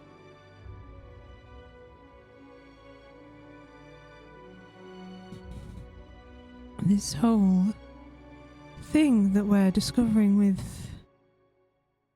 Sagetz and Jarsarian, I don't know if my father knows anything about him, but I do know that if he's milked his connection to you for long enough, I don't doubt that he will align himself with Sagetson. Do you have... You can only see what I see, but do you think that he might know about that? I mean, the one good thing about him burying himself where he did was there's not a huge amount of outside influence. So while, yes, things might be going on, and I think you're right. That man could have been talking about Sagetz and Jarsarian. I don't know how that would get back to your father. Okay. And let's keep it that way. All right. I'm sorry. Okay. And I will continue on with my watch. Very good. Did you say buried? Buried? He buried himself there? Yeah. I think like sequestered away. Yeah, like Right. where Yes, he yeah. puts himself. Yes, Mhm. got you. Okay, yeah. Just a turn of phrase. Got you. Mole people. Yeah! I was getting ready to hit with the mole people. More people. I have a brief conversation. Let's say I take watch after Ranga. Yeah, totally fine. And as we're kind of changing over, I always come and sit next to you wherever you're doing your watch at. Up in a tree. In a tree. Nice. No, I'm joking. Listen, I can miss his up there, baby. I've got spell slots to blow. And he will. He will. And I will. I miss his up the tree with Ranga. Yeah, And he's sit just there. kicking his legs just on a branch. A decent lookout point. Hi, Ranga. I just wanted to check in. Hi, Theo. You okay? Yes, there was something playing on my mind. I just wanted to apologize extra, I suppose. You stormed away from the table last night. You shook your head and stormed away from the table, and I'm so self-centered. I just assumed it was about me, and I didn't even think. I just assumed it was what I'd done. I didn't think it could be anything else. And that's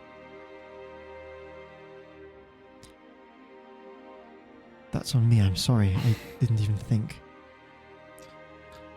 Like I said, I know you've made Adam, and I can see the points from both sides of the view of, it could be better for people and less people getting sick and people being stronger. I get it.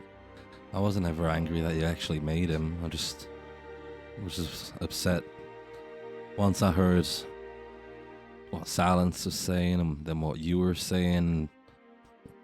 I just kind of realized that you guys were living in a different world compared to me. I was just looking in from the outside. Yeah, I get that now. And for what it's worth, I'm thankful that you are willing to keep an open mind with the Adam situation. But I didn't come here to talk about that. I came here to talk about you. You're right. I've known Lenore a long time, basically my whole life. And even though I haven't seen her much over the last year, just seeing her again, I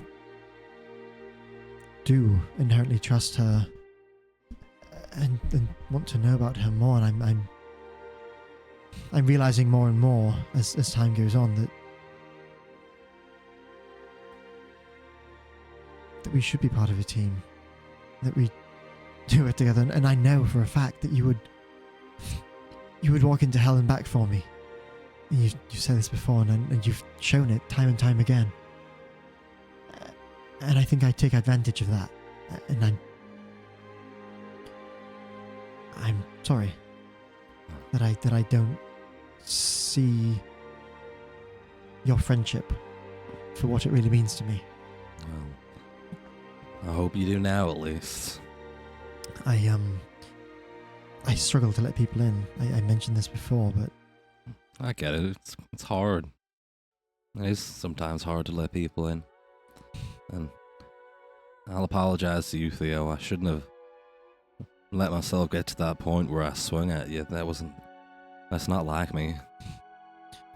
I know it's not. I know that was out of character. And I know you didn't necessarily mean anything outside the moment by it. I can tell you were angry. Just as we were walking, I couldn't stop thinking about it, and just kind of boiled over. I'll try and make sure that it never gets to that point again. Yeah. Hopefully, now that everything's out on the table, it won't. Yeah. Well, I offered this to Lenore as well when I felt bad, and I do feel bad for trying to punch you in the face. So I'll extend this offer to you as well. If you ever want anything doing, I'll give you one free thing that I'll just do without question. Your heart? Your brain? Your lungs? Your soul for my boy.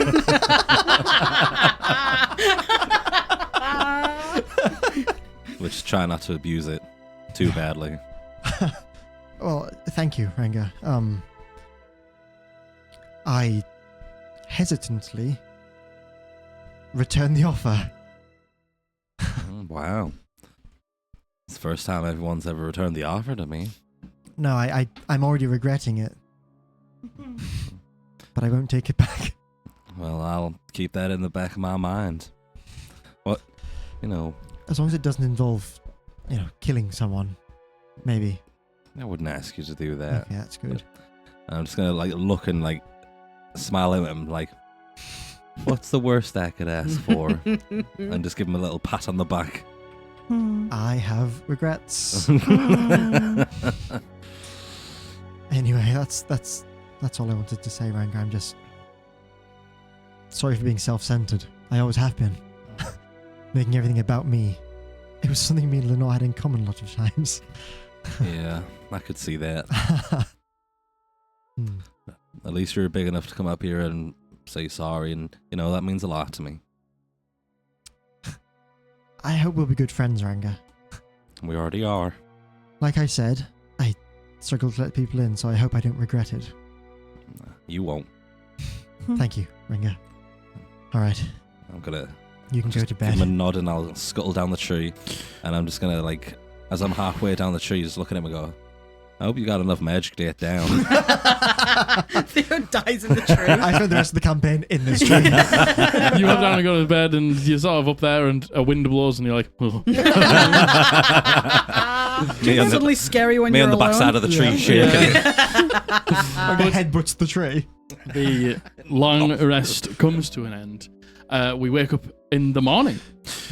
We have a little bit of breakfast and we set off, and you can see that this path, is on a slow decline, but you can see where this forest to your right comes to an end, and this flat grassland converges with the path that you're walking, as you see a small stone bridge that you come to.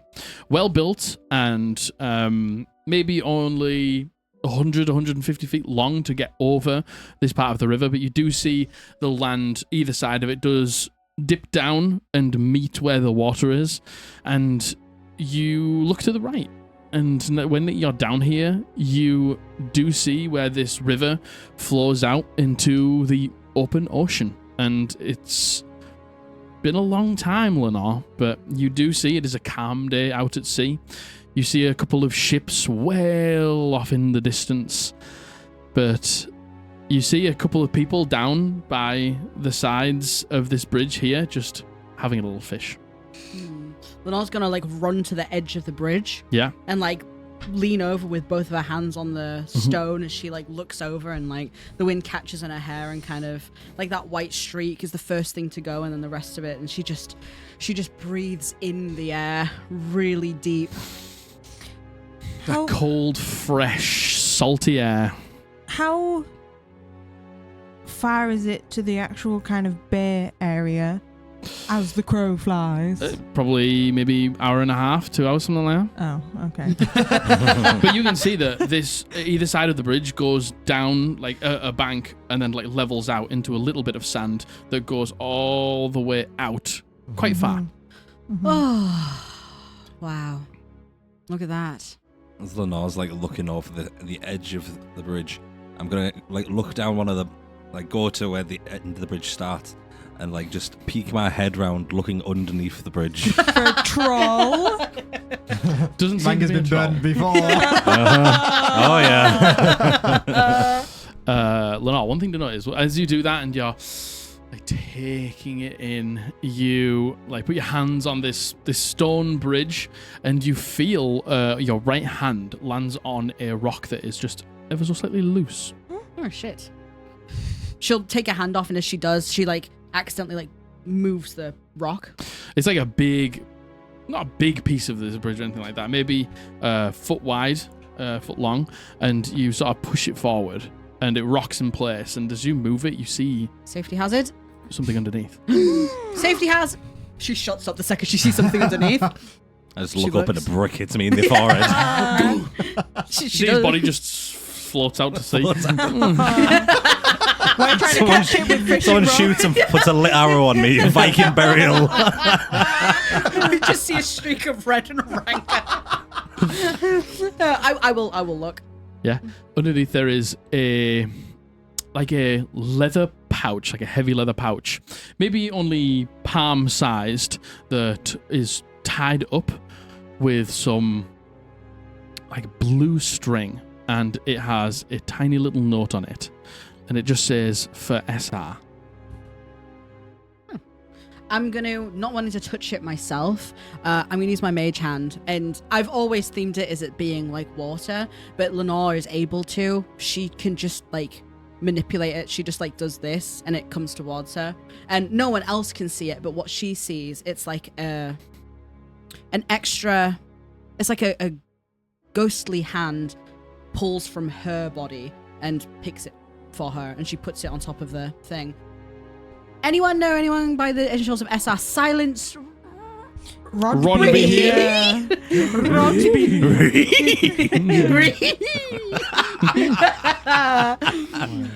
Minute. Nope. Do I recognize those initials? Are those the initials that are in the book? Maybe. They sure are. Yeah. They Yeah. sure Yeah. Oh, wow. Yeah. Well done, Matthew. Thank you so much. Oh my god. Well done. I think that's the first time I've ever done that in this. Wow. King of memory. Well done, you. Did we get the full name? I don't think we did. No, it just said SR. SR. I did take the book with me, didn't I? Yes, Yeah. I did. I kind of pull out the book and I kind of flick open to that page which has SR. We never did find out the name, but perhaps it's linked. Why would... Have you looked inside? No, but I will. What book again? So it was like a... Jumpkin's Corner. Yes, in Jenkins Corner there was like a wizard's exercise book. I remember. Yeah. Yes, I see. Someone from the academy from a while ago. Was it a while ago or was it... It was. It seemed pretty old. Yeah. It seemed not like it was fresh off the shelf or anything like that. Before Theo even finishes, have you taken a look? Lenore, you're still using her mage hand. She's going to go through the motions of like, she will pull the bow open and like open the I'm going to pouch. take a few steps back. Me too. What was the full quote? Sorry, that was written Where? with SR. Was it like 4? It just says 4SR. Yeah, I'll use my mage hand and I'm going through the motions. Ranga but takes a step it's- back, I take a step forward. I'm it's intrigued. You pull on the like rope sort of thread that is around, and as you pull it, the rope pulls itself out of your mage hand and ties itself back up. nifty. For SR, not for LW. Ugh. Semantics. All right. This pouch can't stop me. I can't read. Oh, interesting. Well, like Lenore's, she's just good. Bored using mage hand. She's gonna pick the pouch up herself. Mhm. Anything happen? No. And she's gonna feel it.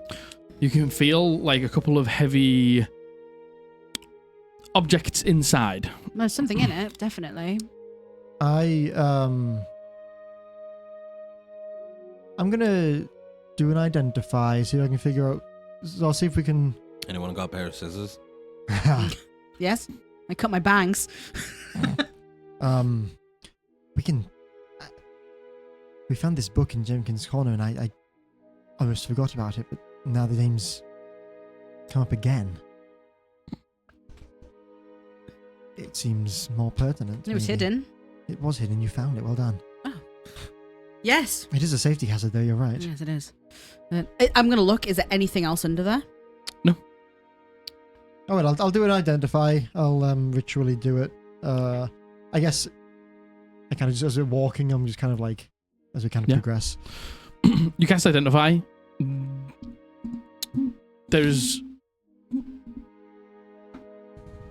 This is just a magically locked bag. Gotcha. Okay.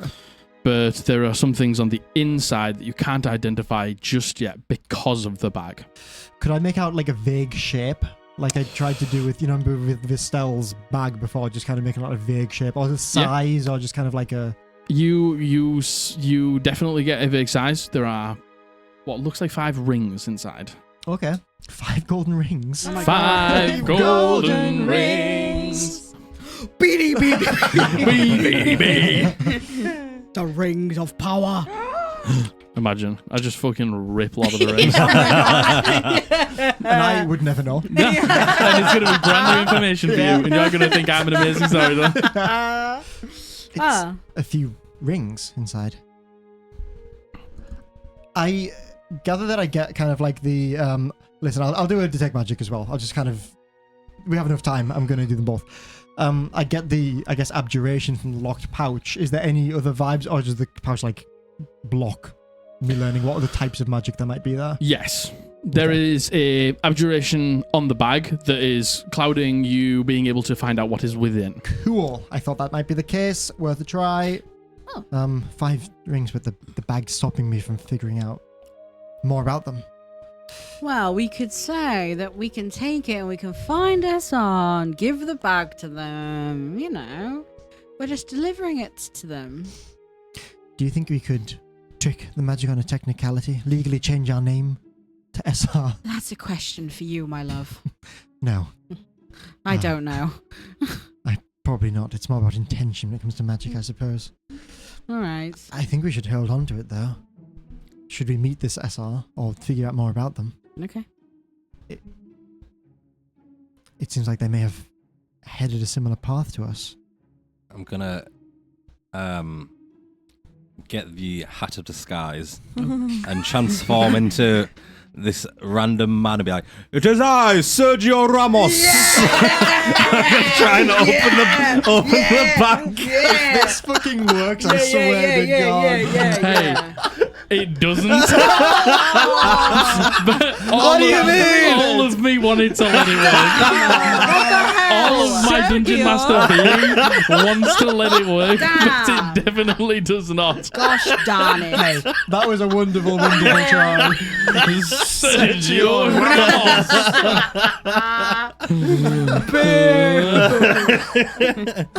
I really thought that would work.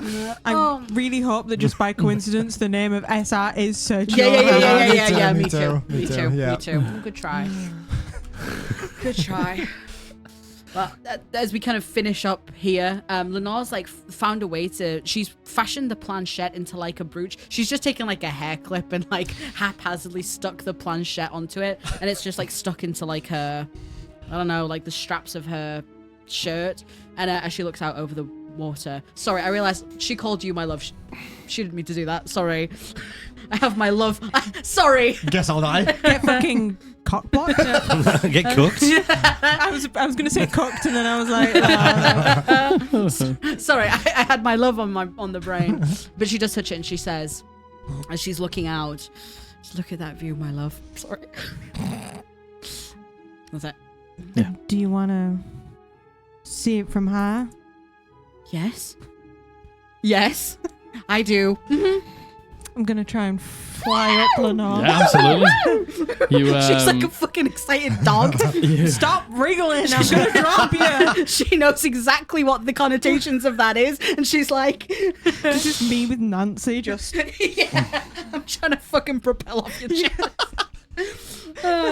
You bring the wings out and begin to.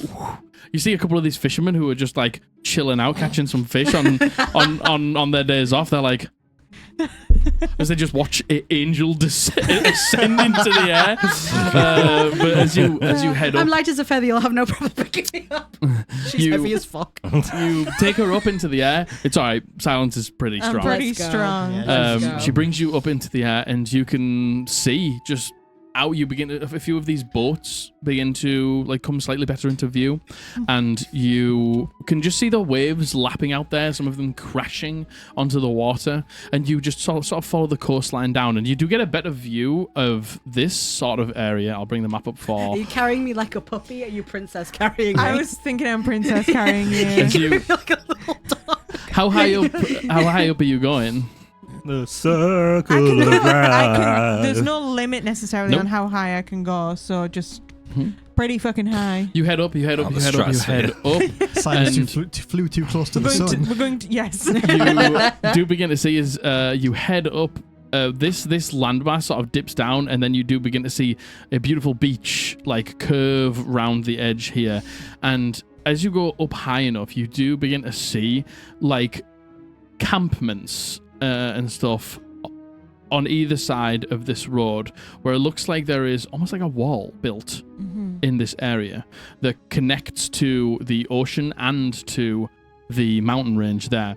And you also begin to see a settlement up on one of the like shorter mountains here, and a settlement down by a township down here. Nice. Lenore's like kicking her legs like a little kid, and she's like holding onto your neck and looking over. Wow. Oh my god.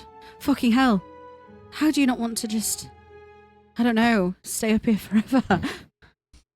Well, I sometimes would. I live near mountains. I like to fly up in the mountains occasionally. Wow. Gosh. And she starts pointing, like, things that she sees in the sea that are like, I don't know, a navigator would know. Like, Coral. Yeah. There's a big bit of coral over there. Yes, that one sunk to Titanic. That coral. Titanic. And she'll just... Look, the billionaires on their boat. like, Oh no, they're drowning. look, it's Katy Perry.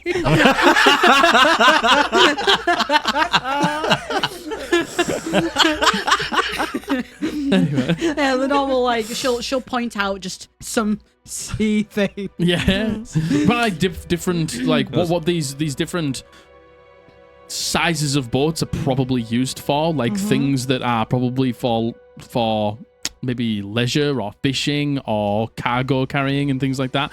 But when you begin to, some of the leisure boats and maybe fishing boats are out here, like close to the shore. When you get really far out, all of the boats definitely lean towards a southern direction. They don't seem to ever come this direction Can up we here. see you? Because you mentioned that Lavender Bay and all of those ports, they are closed off, and Lenore knows this. Is it very clear that there's nothing going into there? Is that what you're saying? No, there's loads of stuff going into there. I see. Loads of stuff going in and out of these port towns. Right. None of it comes up here to the rest of Interesting. Farrahdor. And They seem to have a chokehold on what goes in and out, and that is what the Equitous Circle do not like. I Because see. they cannot dictate.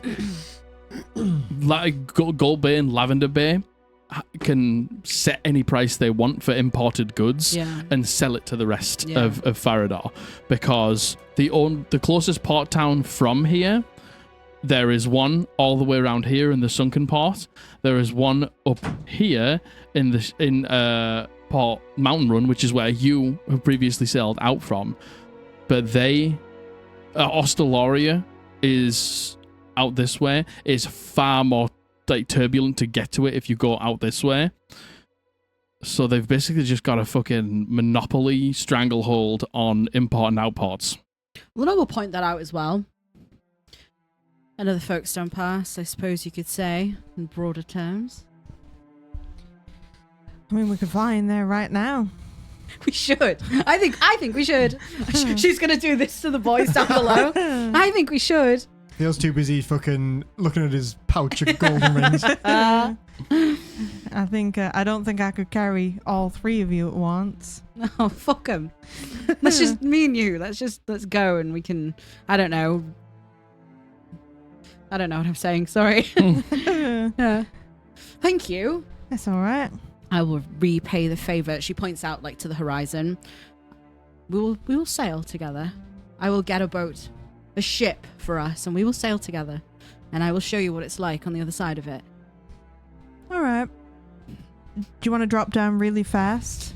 There's a bear shit in the woods. We You drop it to a death. You see Silence begins to drop down and the wings go in and you guys just go into a free fall. I can hear Lenore like You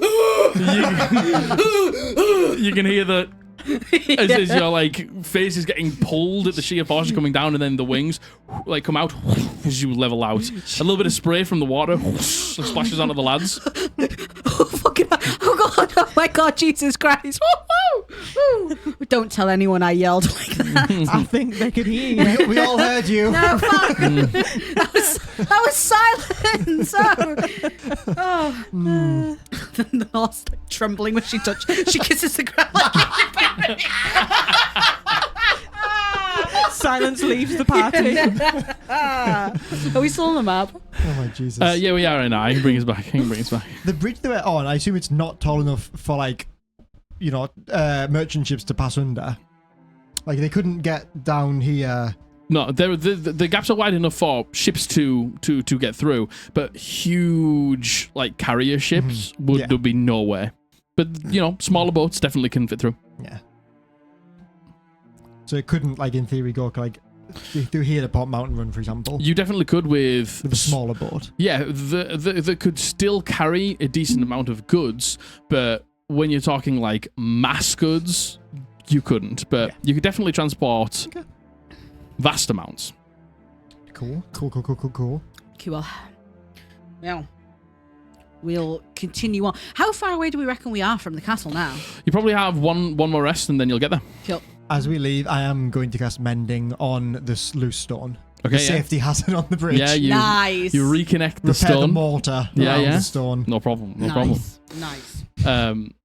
But yes, after a brief sighting of the sea that just brings back a flood of memories of 6 months ago that were extremely happy times. And silence takes you up and you just look out onto the great blue and just take it in. It's refreshing. It reminds you sort of why you loved it so much, how free it was. Can I say I brought Barunzia up as well? Yeah. So Barunzia could take a look. Yeah. She throws. She doesn't.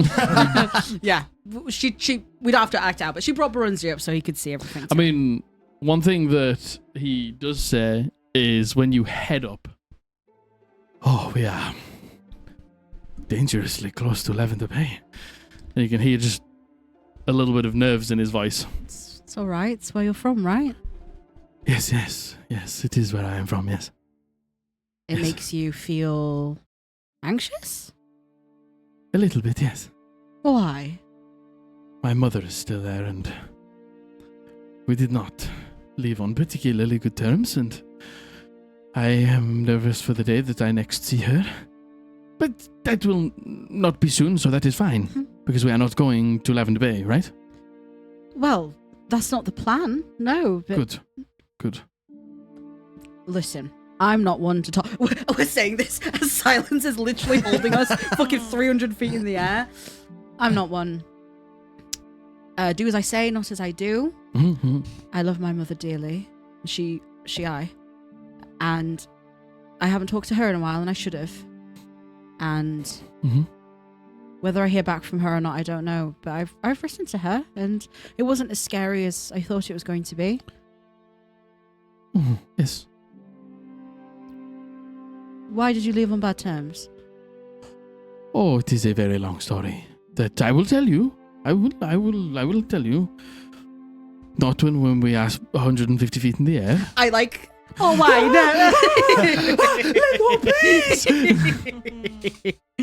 no? All right. Well, you'll be going to Lavender Bay with us, and so you won't be doing it alone. And that makes me feel a lot better.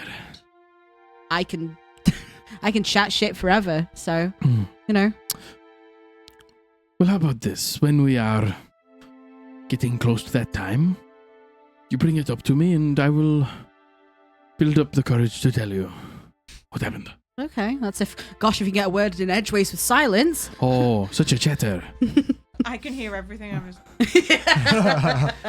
Thank you for the bride silence.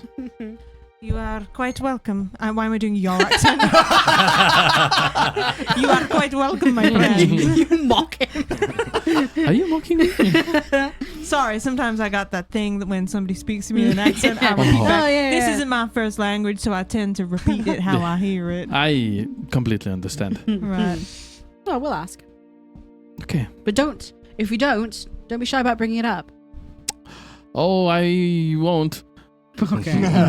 Not as much of a good liar as I. Okay.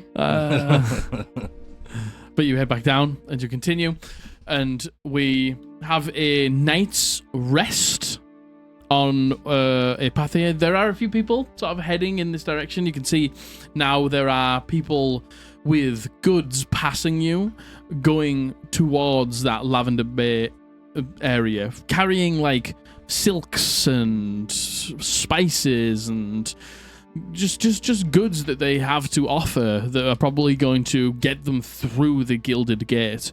Some of them bodyguarded, some of them heavily traveled enough to know that they have got arms on board, and if anyone, tries to steal from them, they are ready with something to protect themselves. Nice. Shall we just be highwaymen and just... Yeah. so we Yeah, can- yeah, I think we should. let's go. Just like you did that's a that great goblin, I idea. guess. Yeah. Oh, you deserve it. But He had you- it coming. He deserves it. That's SR. We never got his name down as SR the whole time. He is now the big bad. No. Oh, well, it's fine. He's Silly Rudolph. Silly you Roblin. Yeah. camp for the night in this sort of general area. Yep. Probably about an hour or two, maybe 3 or so hours from Hillborough. But the next day, the morning comes and you head to Hillborough.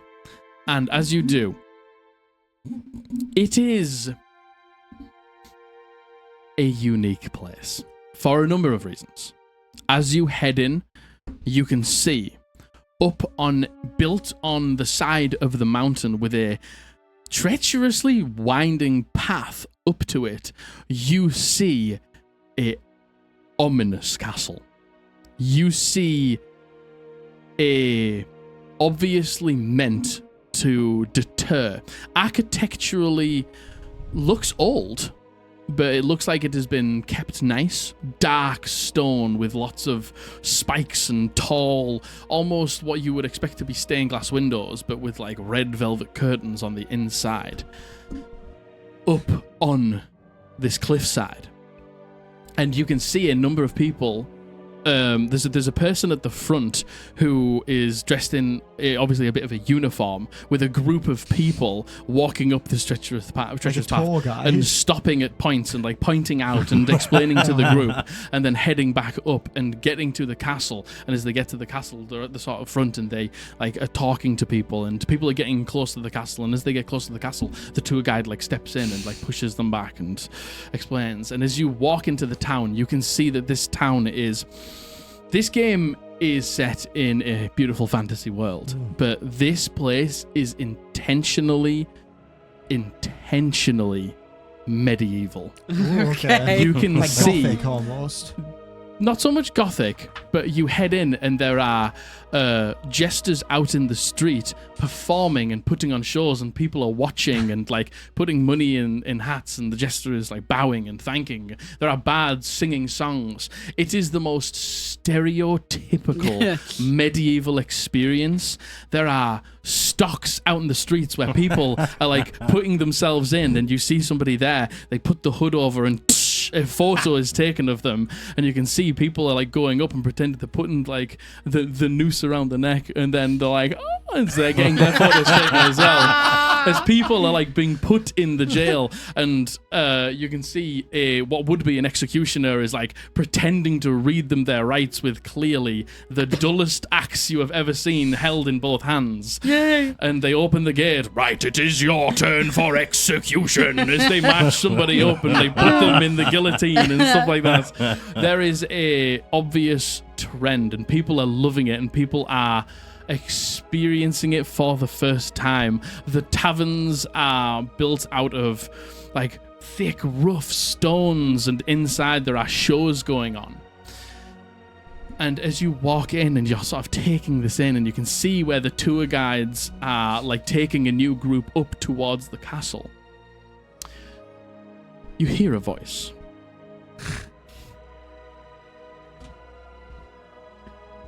It's not been as long as I thought it was gonna be, but I'm glad to see you. As you turn around, In for the ghastly guy. as you turn around, you see a familiar face. I was thinking the exact same thing. Dacius, the bald dwarf with his neatly tied beard down below his chin, completely gotten rid of the laying lovers uniform, and you see him. He's got the Ghastly Gang merch on. Yeah. He's got a big, thick leather trench coat on with these thick boots and these thick boots and these black trousers, and a number of people around him that also have different bits of. They've got like Ghastly Gang badges on and stuff like that. They are here to bust some ghosts. And that is where we will pick up next week. Dacius, You called it. My last note was, I bet the ghastly group are here. Is it the Ghastly Group? Is the Ghastly Group? I can't recall the Ghastly Gang. Oh, It's the Ghastly Group, and Yeah. they are here. Ever since you mentioned the castle, my thing, I was like, the first thing out of my mouth is going to be, I wonder if the Ghastly Gang have ever been here. Ghastly Group. Ghastly Group. Don't get it wrong like me. I like Amazing. Ghastly Gang. Amazing. Let's fucking go. Oh my I'm so god. happy to see them. Is this as a fucking theme park? I This love that. there is a reason there is like a tourist attraction to here, and you'll find out Find why. that out. Oh my god. Incredible. So, you know what? I'm so glad the gang sorted shit out a little bit so Margaret could enjoy the spooky castle. Yeah. These are the only times I wish I was playing a different character because I want to play a character that's all in on that shit. I want it to be all in on that. Oh my well. goodness. Well, What a wild ride. That was what a wild ride. that was a crazy one. We just about. Our friendship just about survived. Yeah. I think Definitely think it demands 5. I think it has. It's going to take a little while to get to that point where like trust is fully established. But I think sometimes you got to tear down some walls to build some new ones. And Do you know what? I think you did that. I think if anything, me and Silence are a little bit closer. Yeah, Me and definitely. you, not so much. Yeah, but I think, yeah. You'll get there. It's me. I thought that was the dog trying to No. bust through the door again. Yeah, I think We'll get sometimes Yeah. for something to be fixed, it's got to be broken first, you know? True. I agree. I think, I think secrets were held for a little too long to the point where when they came out, somebody's feelings were going to get hurt. yeah. Or, you know, difference in opinion was going to come out when you said what you said. Oh, that was always going to happen Yeah. realistically. So- wasn't it? That was always going to be. If I could have revealed that session 1, we could have had problems. We But I love are probably going to end up in a better place than we were. I agree. think so. I very much Might agree. take some time, I think, though, and that's totally fine. And that's that's- okay, because this is a nice long campaign where we have the Exactly. space to Yeah. do stuff like that's that. all part of the Exactly. game, innit? Yeah. Silence lied about everything that she told you. She's actually a full demon. No, what the hell? I would believe it. I was going to say it in game, but I'm just above table. When you were like, Uriel's soul was the part of. Raphael said it was part of the Everflame. Is there still a chance it is still part of the Everflame? Because wasn't the Everflame a gift from the gods? And is that not what happened to Uriel in that moment? In a way, Interesting. they might have connections because it was both were granted by Cavandia, I see. the Everflame, and this gift. Yeah. And maybe they were made for different purposes, but this was a gift to fight initially, and then a gateway for Celestials to find their way to the afterlife. Got you. Because look, hey, Lenore doesn't fucking know that. But Margaret kind of had an inkling. Yeah, so they draw huge similarities because of who they came from, and almost sort of in a way why they exist in the first place. But I guess we'll find out more. I Yes, think we me will. Matthew still isn't sure about the everything. The Uriel angel Yeah. flame soul splitting. Yeah. I think me Matthew got lost off at one point, and I'm going to ask more questions. Yeah, so no, that I yeah. understand Yeah, no, so you should. above table so that I can figure it out. Yeah. Me, because I'm stupid. No, it's okay. No, there was just, you know what? Amongst that information being dropped, it was a very tumultuous time It for was. Theo. So there's definitely going to be things that probably go over your head in that So you can moment. ask me right now. But for you, thanks so much for being here. Thank you. Thanks, I guys. hope you enjoyed our fights. I'm gonna Our see- pretend fights. We're going to see you next Thursday. Yes. Bye. And once again, another huge thank you to our patrons and our YouTube members, and a huge shout out to our entity tiers. Hoobs, Ariel, Tula, Runarian, Arkham Labs Cosplay, Maddie, Luna, Teddysaurus, Caspian, J-Spot TX, Ultrafail, Dallin M, Sleepy, Joe Dragon Lord 2, Alistar, Lawkeeper Society, Ricky B, Catherine, Fauskin, Azuriel, Panda Queen Plays, Xyloboy, Lucas Ayapetas, Luna River, Crestomancy, The Tacos Are Here, Gavin, Raynanana, Scrimbles, KC Joe 1313, Keplin 1000, Pretended Sue Ace, Ash Z22, Lee Axel 8, Dana, Captain Hades, Slobby 1, Amelia A, Rebecca K, Banoffee Spy, Tears of the Sun, BH, Crumley 00, Dink Twin, Light of Hearts, Nathan W, Timbo. Melosaurus Rex, The Nerdy Dreamer. Thank you all so much for the support. You have no idea how much it helps. And if you too would like to become a patron or a channel member here on YouTube, click the link in the description or the join button down below.